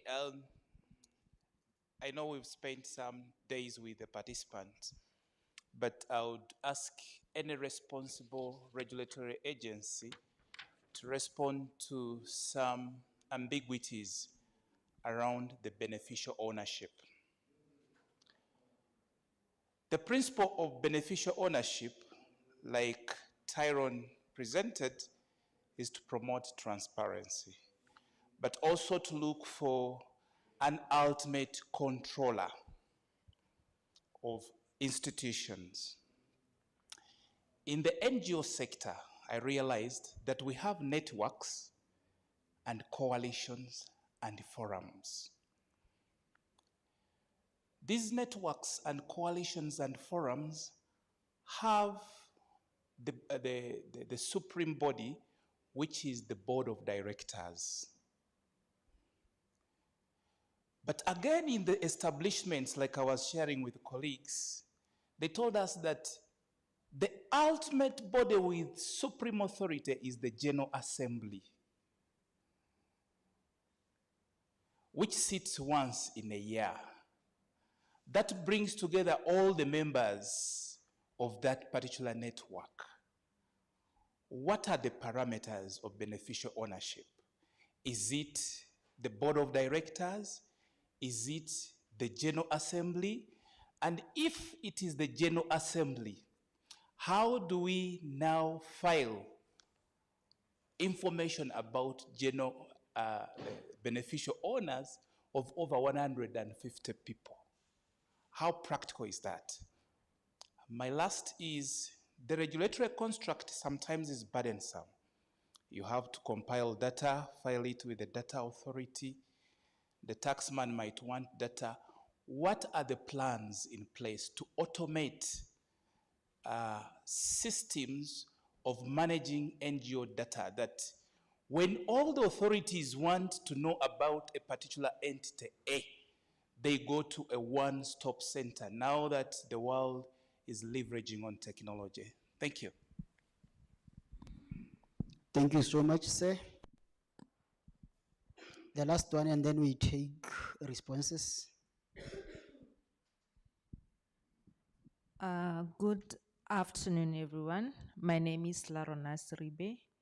My question is more on reporting, maybe as anonymous. Since all the regulators are here, I want to understand how protected are we as the public?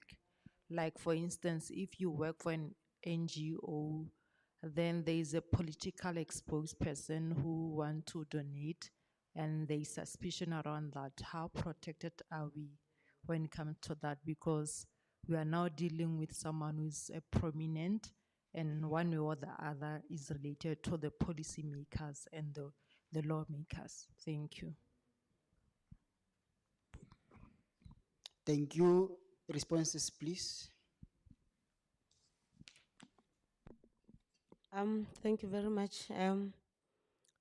I'll respond to some of the questions. These other ones will need the legal brains to talk to them. During registration of NPOs due to lack of submission of annual returns, do we consider that to be sufficient enough, to guard against any possible illegal NPOs operating in the space? I need to indicate that submission of annual returns is a way for NPOs to account to the government. I take it that the presentation from the Financial Intelligence Agency referred us to the provisions of the FIA Act, that one, as NPOs, you are obliged to, have in place the constitution. Secondly, to account for all the finances. And if you look at what the annual returns entails, clearly it is the report on the financial, income and expenditure. Two, it also entails the database of all the members of the NPOs, and it is very important for us to collect the names of or information relating to members of the NPOs for any possible, listing if we are to check in the database. And not just that, also because there is a requirement in the act that nobody is allowed to be an office bearer in more than one society operating in the same space. In terms of whether we have the capacity to deal with illegal NPOs that are operating across the Botswana, I want to also indicate that it is, yes, one of the challenges that we are facing. We have illegal NPOs. Of recent, we have just had 2 cases of illegal NPOs. The most surprising part of it is that they are religious NPOs, where we would expect, people to be honest enough. But we have illegal NPOs, especially churches that are operating. Yes, on tip-offs, we are able to respond with less resources that we have. Yes, we respond. But I also want to indicate that we are also working with law enforcement agencies like the police, the DIS, everybody else, where there are NPOs or anybody else who is operating without a license to give us that information. I think deregistration on its own is not enough, yes, but it is a way to deal with NPOs that do not comply to the provisions of the Act, to remove them out of the register. Maybe I need to indicate, I think that is all that from my side. In terms of plans to have an automated NPO data, yes, we do, though they might be at a premature stage.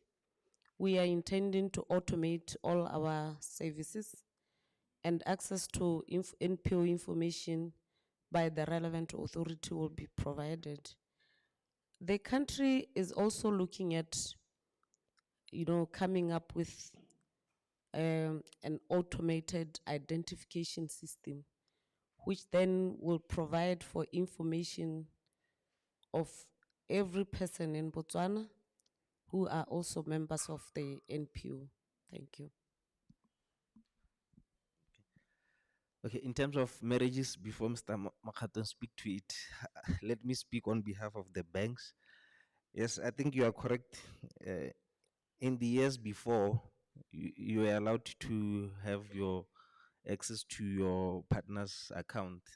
But as the law continues to evolve, we needed to now have the risk to say this account has been opened by Lesego, and we have a legal control agreement with Lesego.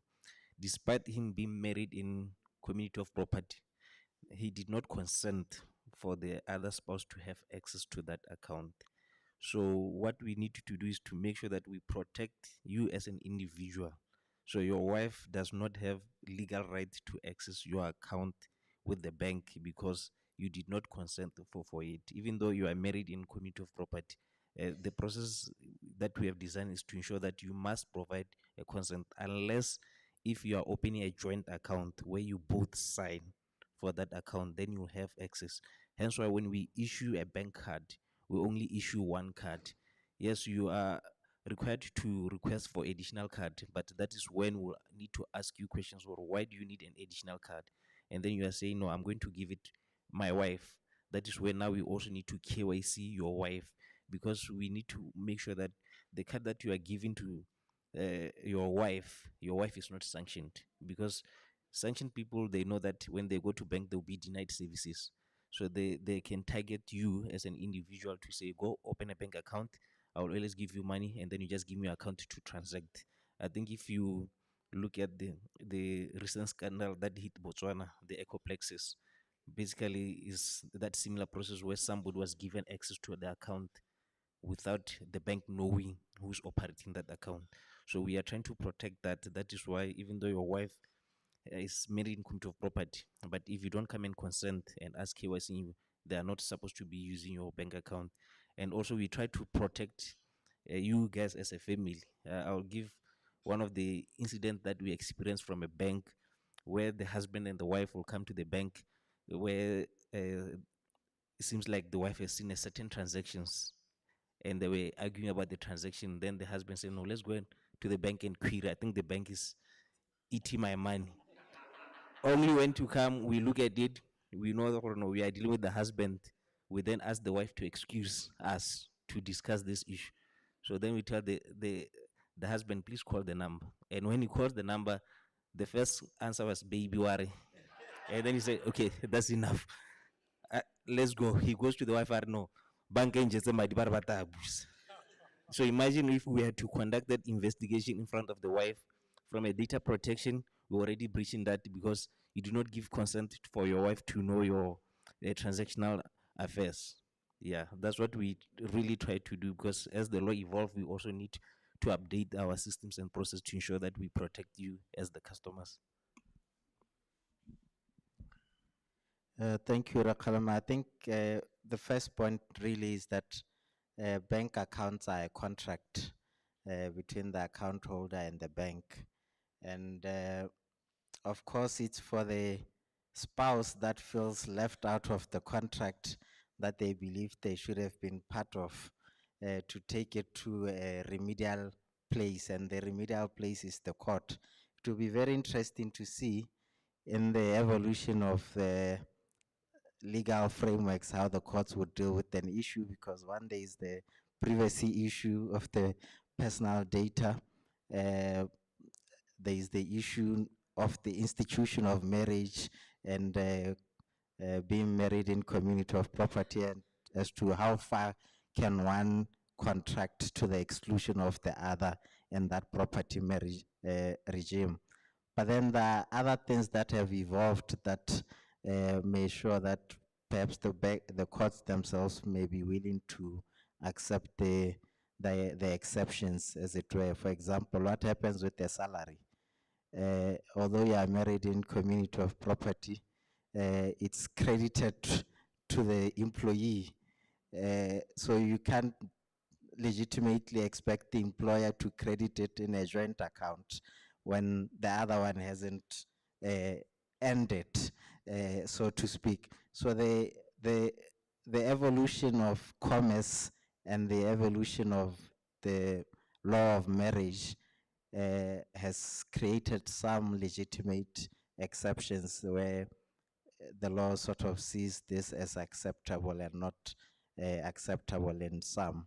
So it will be very interesting when one day someone decides, no, I'm going to sue the bank and my wife, or the bank and my husband for excluding me from the bank account, to see how banks would, the courts would deal with that legal issue, because it's a very interesting legal issue in light of the evolution of the world generally.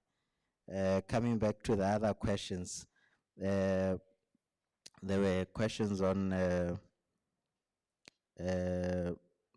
yes, how do we identify beneficial ownership, particularly in the element of control, the ultimate control, and the practicalness of insisting on the General Assembly members as the ultimate BO. The sad reality, Your Honor, is that when it comes to beneficial ownership, it's, as you put it, it's either the owner or the owner and the people who are in control. So if the legal structure doesn't have owners, you invariably go to who is in control.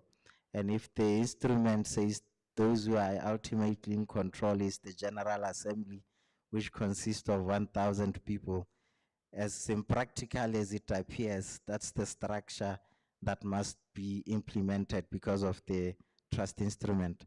But what we need to learn as regulators and as the country is that if we consistently understand identify our risk assessment, our risk, assess them, understand them, and review them, and push to the limit what they call risk-based approach, which is to say you may exclude certain FATF obligations in light of certain risks that do not exist or because they are law in your country. So as the country's jurisdictions mature in terms of applying the risk-based approach, we may come to a point where we may, as countries now, take confidence to say, but hang on, there is no risk in not doing a full BO where it's impractical, as in 1,000, and leaving out the board of directors, which are effectively the ones doing the day-to-day operations, and those ones only come in once a year. So again, it comes to jurisdictions maturing enough to get to a point where they are confident to say to SAMLAC, to FATF, to say, in our jurisdiction, because of 1, 2, 3, this is what we have excluded, and this is the reason. Because FATF does speak to simplified due diligence approaches. So again, it would take a bit of time for us to fully understand these concepts and apply them. And as we mature, we are likely to get to such points. You also mentioned, but Ma Hojamang answered the issue of automation, so I think we'll leave it at that. Now, Larona, sorry if I got the same name wrong. Is it Siribe? Yes, you mentioned a very important factor, and this is why Arubue is important, because it's something we've neglected, not just the NPO regulators, but government as a whole. The issue of whistleblowing. How have we ensured, because there is a legal framework for whistleblowing, how have we ensured that we've institutionalized mechanism for whistleblowing into our operations? And you are right to say, as NPOs, you may see certain things, just like any ordinary Botswana may see them, but how then do you ensure that as a whistleblower you are protected and your confidentiality, or you remain anonymous? So that's a homework for the regulators as well, because it's a critical issue that we must ensure it's well explained in our operations as well. Thank you for raising the question. Thank you. Magoja Mang spoke about the deregistration of societies. I would speak to the deregistration of companies, CLGs as NPOs. With SIPA, we are lucky because our commercial banks already know the date in which SIPA deregisters companies. On the 11th of every month, except for January, and except for January, the deregistration of companies. So I don't know how they do it, but somehow they've strategically made their own list of their clients to know where ba ke ba March, ba ke ba July, ba ke ba April, because they know where every month and motho would have paid the annual returns are not compliant. And on the 11th, when the following month, if you were not able to pay your annual returns, come May, it would mean gore ka di 11 tsa ga June, you get deregistered. So bo rakgalemang ko dibankeng, they always go to the list ya bone to check against. Gongwe tla ba itse gore o na le 100 companies tsa May, they do check and immediately be ba ba tswala, because in that case they are not KYC compliant. Hence why na bua gore ba re ba itshwenya nko, ba ba tswala, and that helps because they cannot transact.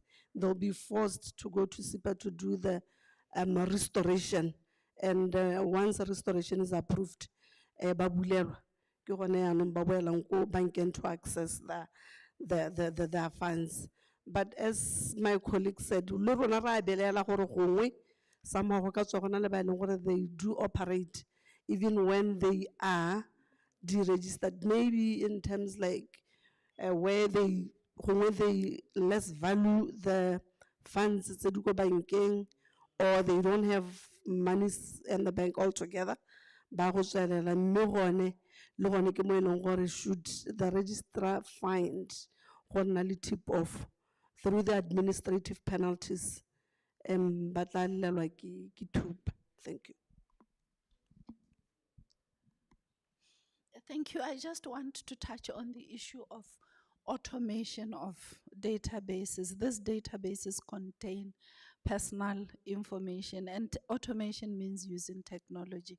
And technology comes with risks that are attendant to the processing of personal data. So when you are using automated means, when you are adopting new technologies to process personal data, you need to conduct what is called a data protection impact assessment to see how this particular technology that you are adopting to process personal data is going to impact on the privacy of the individuals whose personal data you are processing.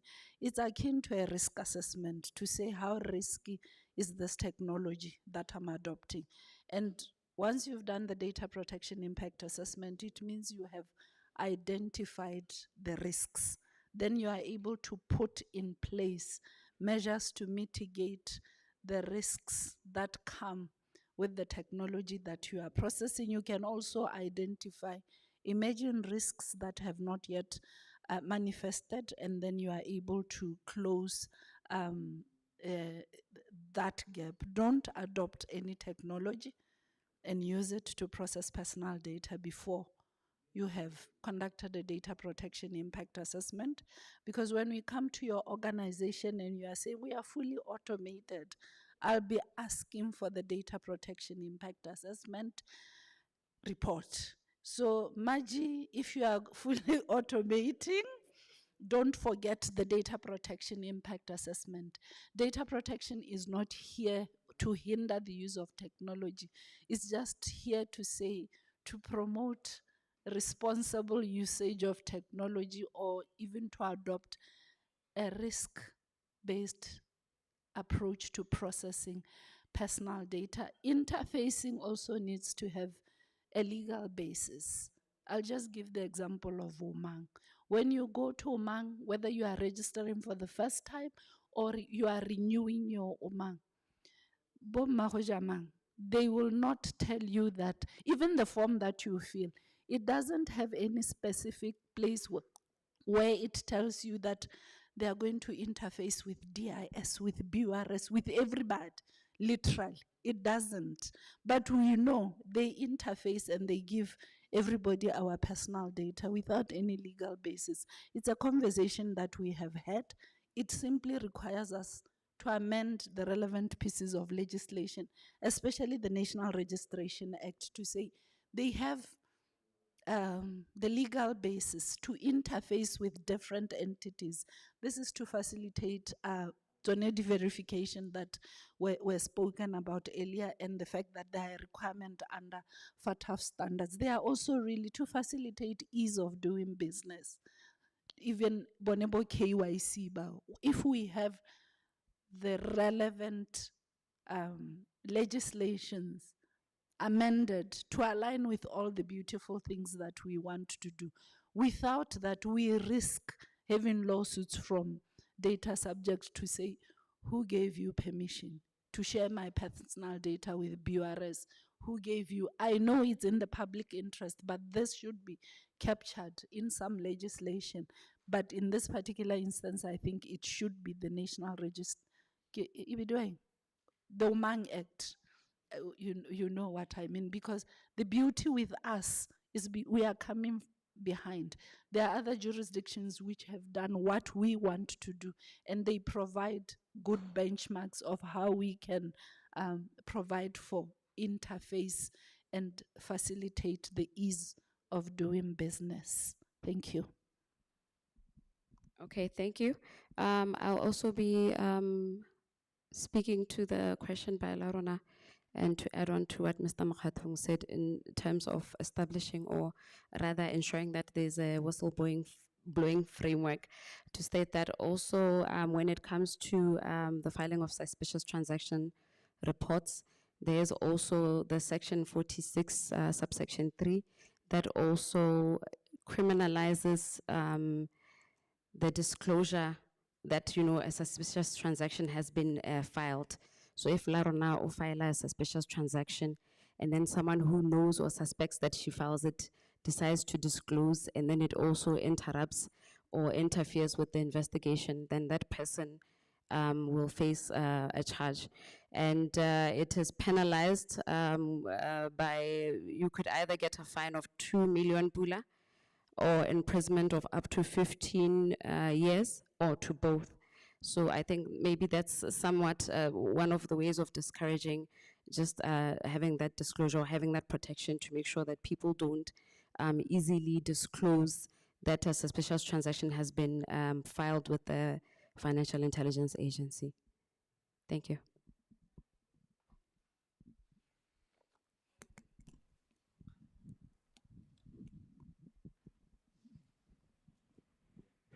Maybe just to add on, I think what we have observed in banks, when people report anonymous, the problem becomes to them because they become anxious to know the results. And then they will forget, gore kana I reported anonymous, then and you forgot what you reported anonymous, and then the next thing you are saying, you know, this organization is not protecting me, but you are the one going around telling people that you have reported somebody. So if you have reported anonymous, always note that it might be correct, it might not be correct. So you shouldn't be anxious waiting for response. I know what if fear also always tell the banks, no, yes, we have filed STR, just relax. What is the outcome? So it's in our niche, and that is where we always give out who reported. Thank you.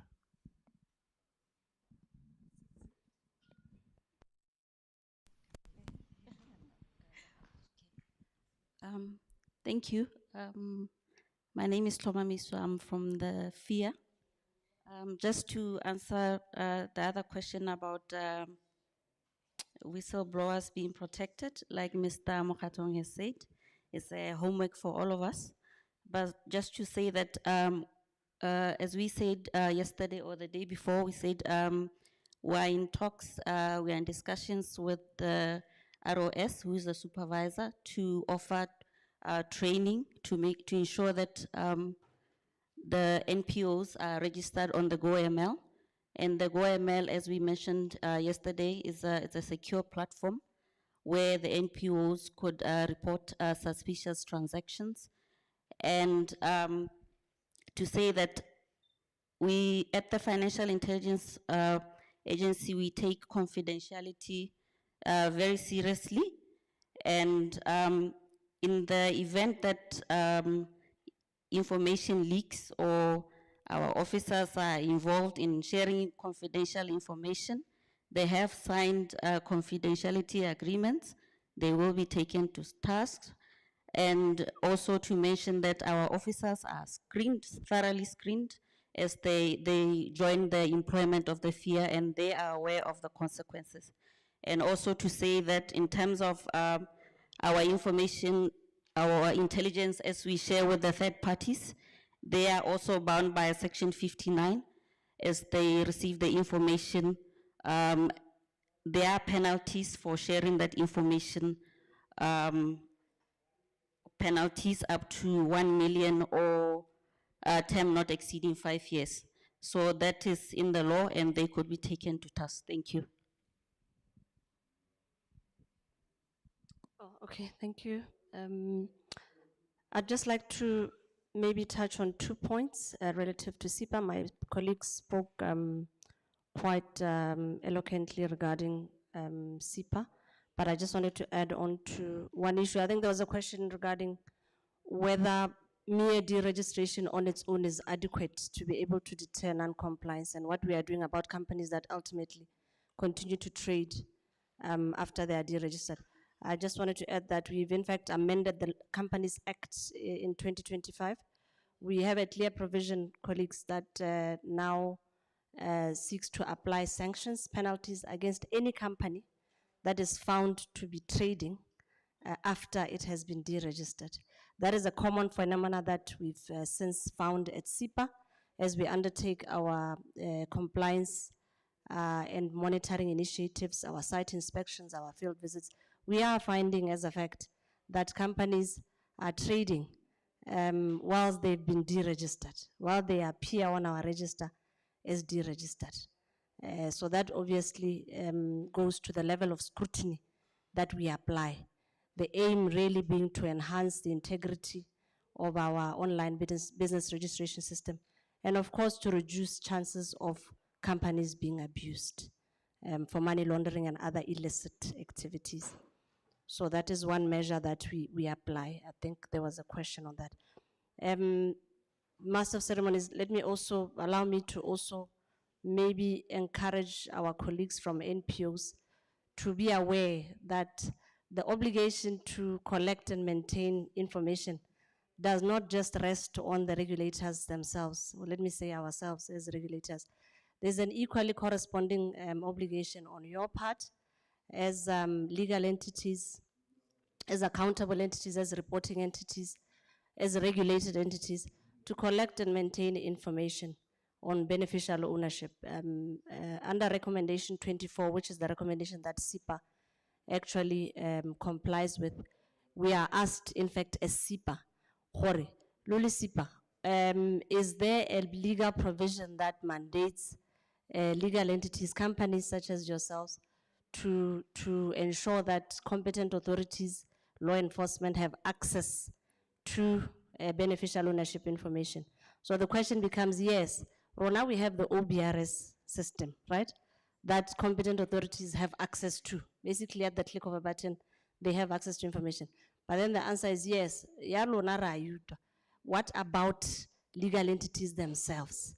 Do they collect and maintain that the same information themselves, such that a competent authority or a law enforcement can call upon or request that information directly, not from you as SIPA, but directly from the regulated entity? So I just wanted to share that with yourselves, that there is that legal obligation on yourselves to do the same, such that when DCEC, when Botswana Police, when any law enforcement or any other competent authority decides to request for that information, not from SIPA but from yourself, you should be able to avail it, and the law says within a period of 3 days, that information should be availed by yourselves to the competent authority. So that obligation doesn't just rest on SIPA. While SIPA is the repository of this information, yes, because the standard SAFA says SIPA is the repository of all information related to companies.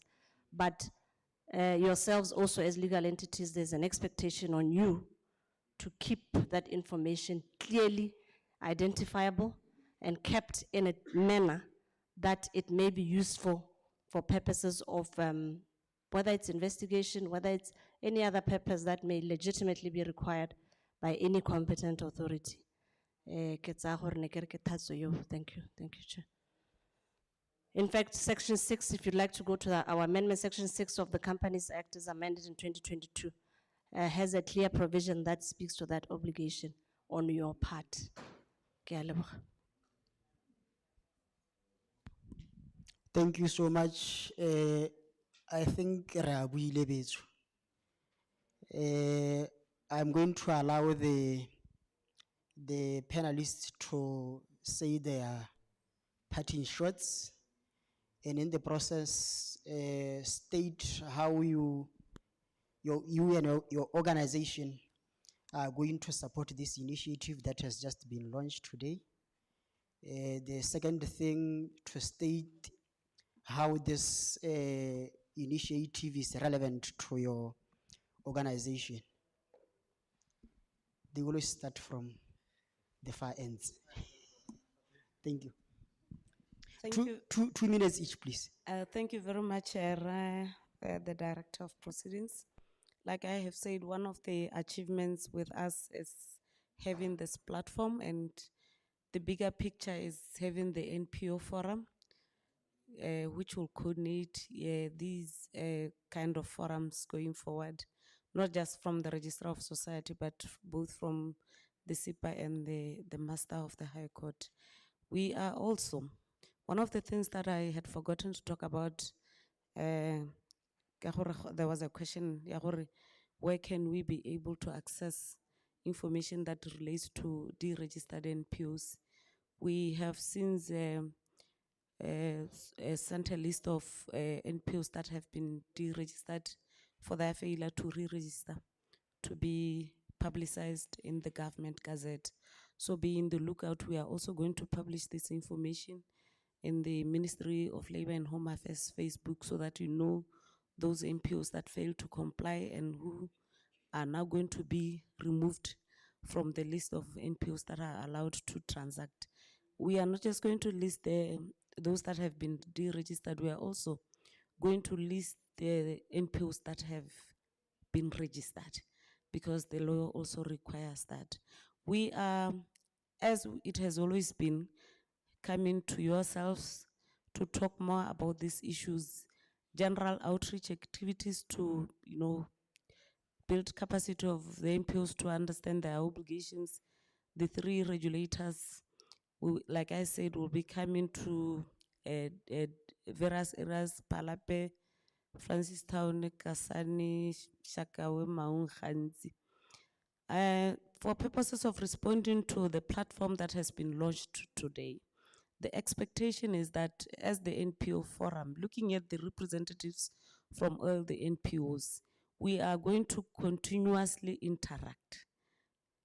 First, it has to emanate from yourselves as the NPOs to come up with topics that we can discuss, be it on a webinar or any other platform that can be accessed by all of us. And the 3 of us regulators will avail ourselves to answer any questions, any clarity that you might need, any issues that you think they need public attention will be discussed on a monthly or as often as NPOs you feel there is need for us to interact. So we will only encourage you as NPOs to now come up with topics to be discussed. We don't expect this to be coming from us as regulators. This time around, we want it coming from you as NPOs. Regulators will provide ourselves to respond to your concerns, give us feedback, positive or negative. Thank you. Thank you. Parting words, all I can say, NPOs, I think we had a good training for the past 2 days. And one of the key takeaways, it was mentioned that we should refrain from taking cash and transfer the risk to banks so that banks can do whatever due diligence. So if a donor comes to your office and say, I want to donate 100,000 cash, just give them your bank account and say, go and deposit to my bank account. I think that's where the financial institution will come in to assist to do some of the due diligence. And then where there's need for us to report, we'll do it accordingly. This way to help us to protect you. And then we'll make sure that you are also covered. So we are here to assist you guys. And then in terms of this platform, our invitation was through Bank of Botswana. If you ever need us to come again, where there's other banks, you can always route the request through Bank of Botswana. They will do the necessary like they have done for us. Thank you so much. Thank you very much. We are just here to say that we are here. In Kalanga, they say Tiapo. So yeah, we're here. And we're a resource for all of you. Please use us. And we're just here and begging to say use us. We're here to provide you with training, with research, and then also to collaborate. It's better if you ask for us and you are like larger groups. It becomes super easy then for us to assist you if you're in those things. We need a high impact on everything or service that we provide to you. Thank you so much. Please use us. As parting ways as well, I think I'll just use the phrase in the platform, Arubue. That's the essence. Let's continue talking. There are no easy solutions. We cannot claim to have the answers, and often the answers lies with the people that are affected by the measures. So, Arubue. Parting words, we are in this together. Re mmogo mo mosepeleng o. Let us come together to save Botswana. Ha le dira sentle ka ko, re bua like the hashtag, ha godimo ga rona, hashtag a re bueng. Let us talk, solve matters, and keep Botswana clean, because we all aspire to see Botswana a phaphasalela ko godimo kwa, a le very clean. Go sena dikgang tsa bo financing of terrorism or money laundering. So hashtag a re bue. Thank you very much. NPOs and the Data Protection Commission have something in common. You are there to protect and to empower, in most cases, the most vulnerable in the community. Data protection is here to protect all individuals against unlawful processing of their personal data. So we have something in common. My message would be to say, I urge you to embrace compliance with the Data Protection Act. I did say that we encourage self-regulation. That is to say, you must proactively want to comply with the Data Protection Act and put in place mechanisms to comply. I did say we are kind of taking a motherly approach, if you like, that encourages children to do the right thing. Before I come with the stick, those who know me know that in my former life I used to sentence people to go to jail. So imposing administrative penalties and inviting Masebape to your organization to come and investigate is something that comes naturally. I am suppressing it at the moment to give you an opportunity to put your house in order, put your ducks in the row. Thank you very much. Thank you so much. Parting words, I would like to thank the Civic Advisory Hub and everyone who showed up, because I think, you know, collaboration is successful when you actually see the people coming in and giving comments for a better understanding. You know, understanding isn't always one-sided. It wasn't hella for the NPOs to have an understanding of what is required of them, but also for the regulators to also understand what are the challenges and what's happening on the ground. So this platform that is being launched today is going to be a good icebreaker to ensure that we can also enhance our collaboration.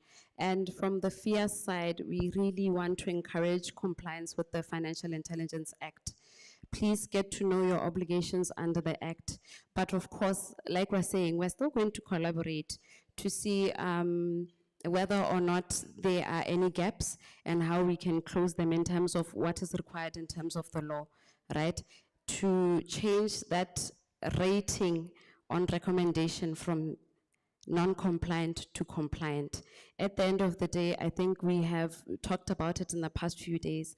What is important is to stay out of the gray list come 2027, and we all have a role to play. And you know, we have been stating how hard it is for NPOs at the moment. There's no money. You know, finding funders is quite hard. But if we can just at least make sure that we also stay away from going into the gray list, it will be also another milestone that would encourage funders to also invest in your NPOs. So we all have a role to play.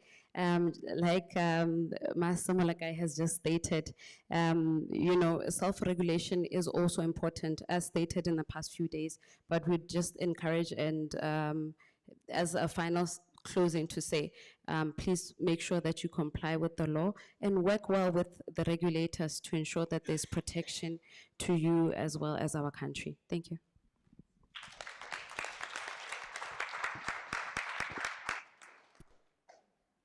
Thank you so much. Another round of applause for the panelists. We are coming towards the end of our session. And I would wish to request the panelists to remain where they are and to call upon the chairperson of the NPO Regulator Forum, Re Michael Moseki, to do the closing remarks.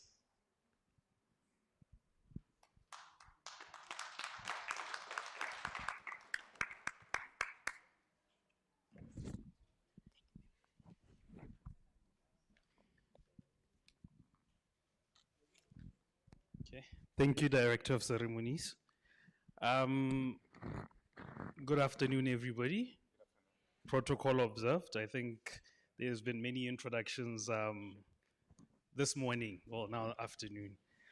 I think I've been asked to deliver a vote of thanks to everybody who's here.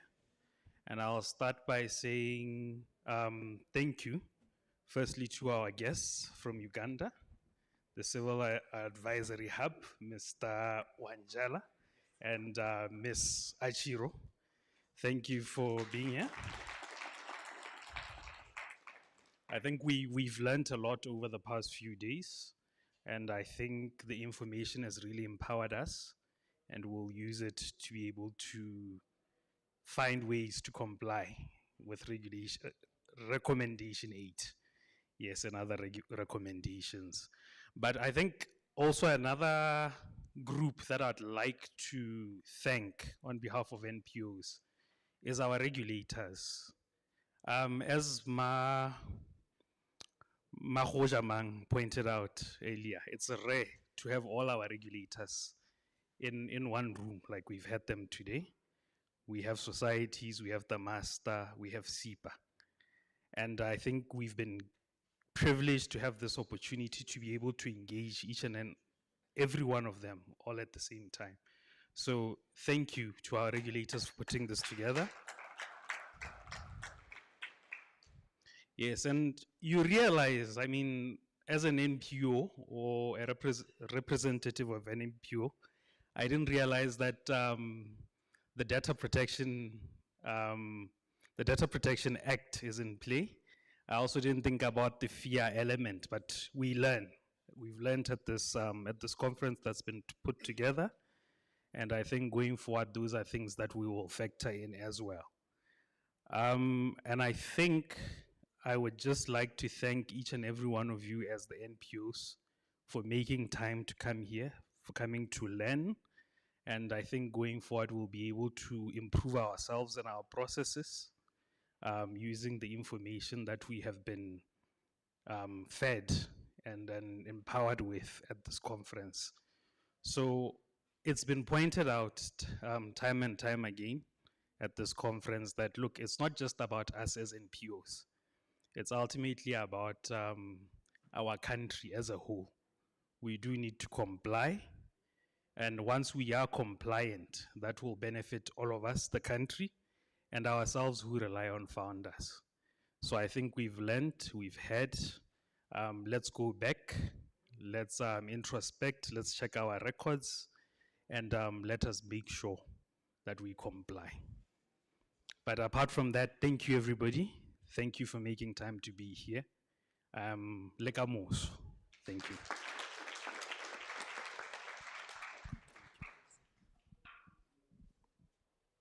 Thank you so much, Re Moseki. Initially, when we discussed the idea of having this forum, I had an idea of taking the chairperson's position. And when Mr. Moseki showed interest, then I decided, no, there's no match. Ladies and gentlemen, we have come to the end of our program. I would request the Boago Matsuba to give us a closing prayer, but before he does that, I would request that you remain seated, and after the closing prayer, we'll have a photo shot. Thank you, Reboago. Thank you, Director of Ceremony. Protocol as observed. Pela, I wanted to just share two scriptures here. It's Proverbs 10 verse 2. It reads, treasures gained by wickedness do not profit, but righteousness delivers from death.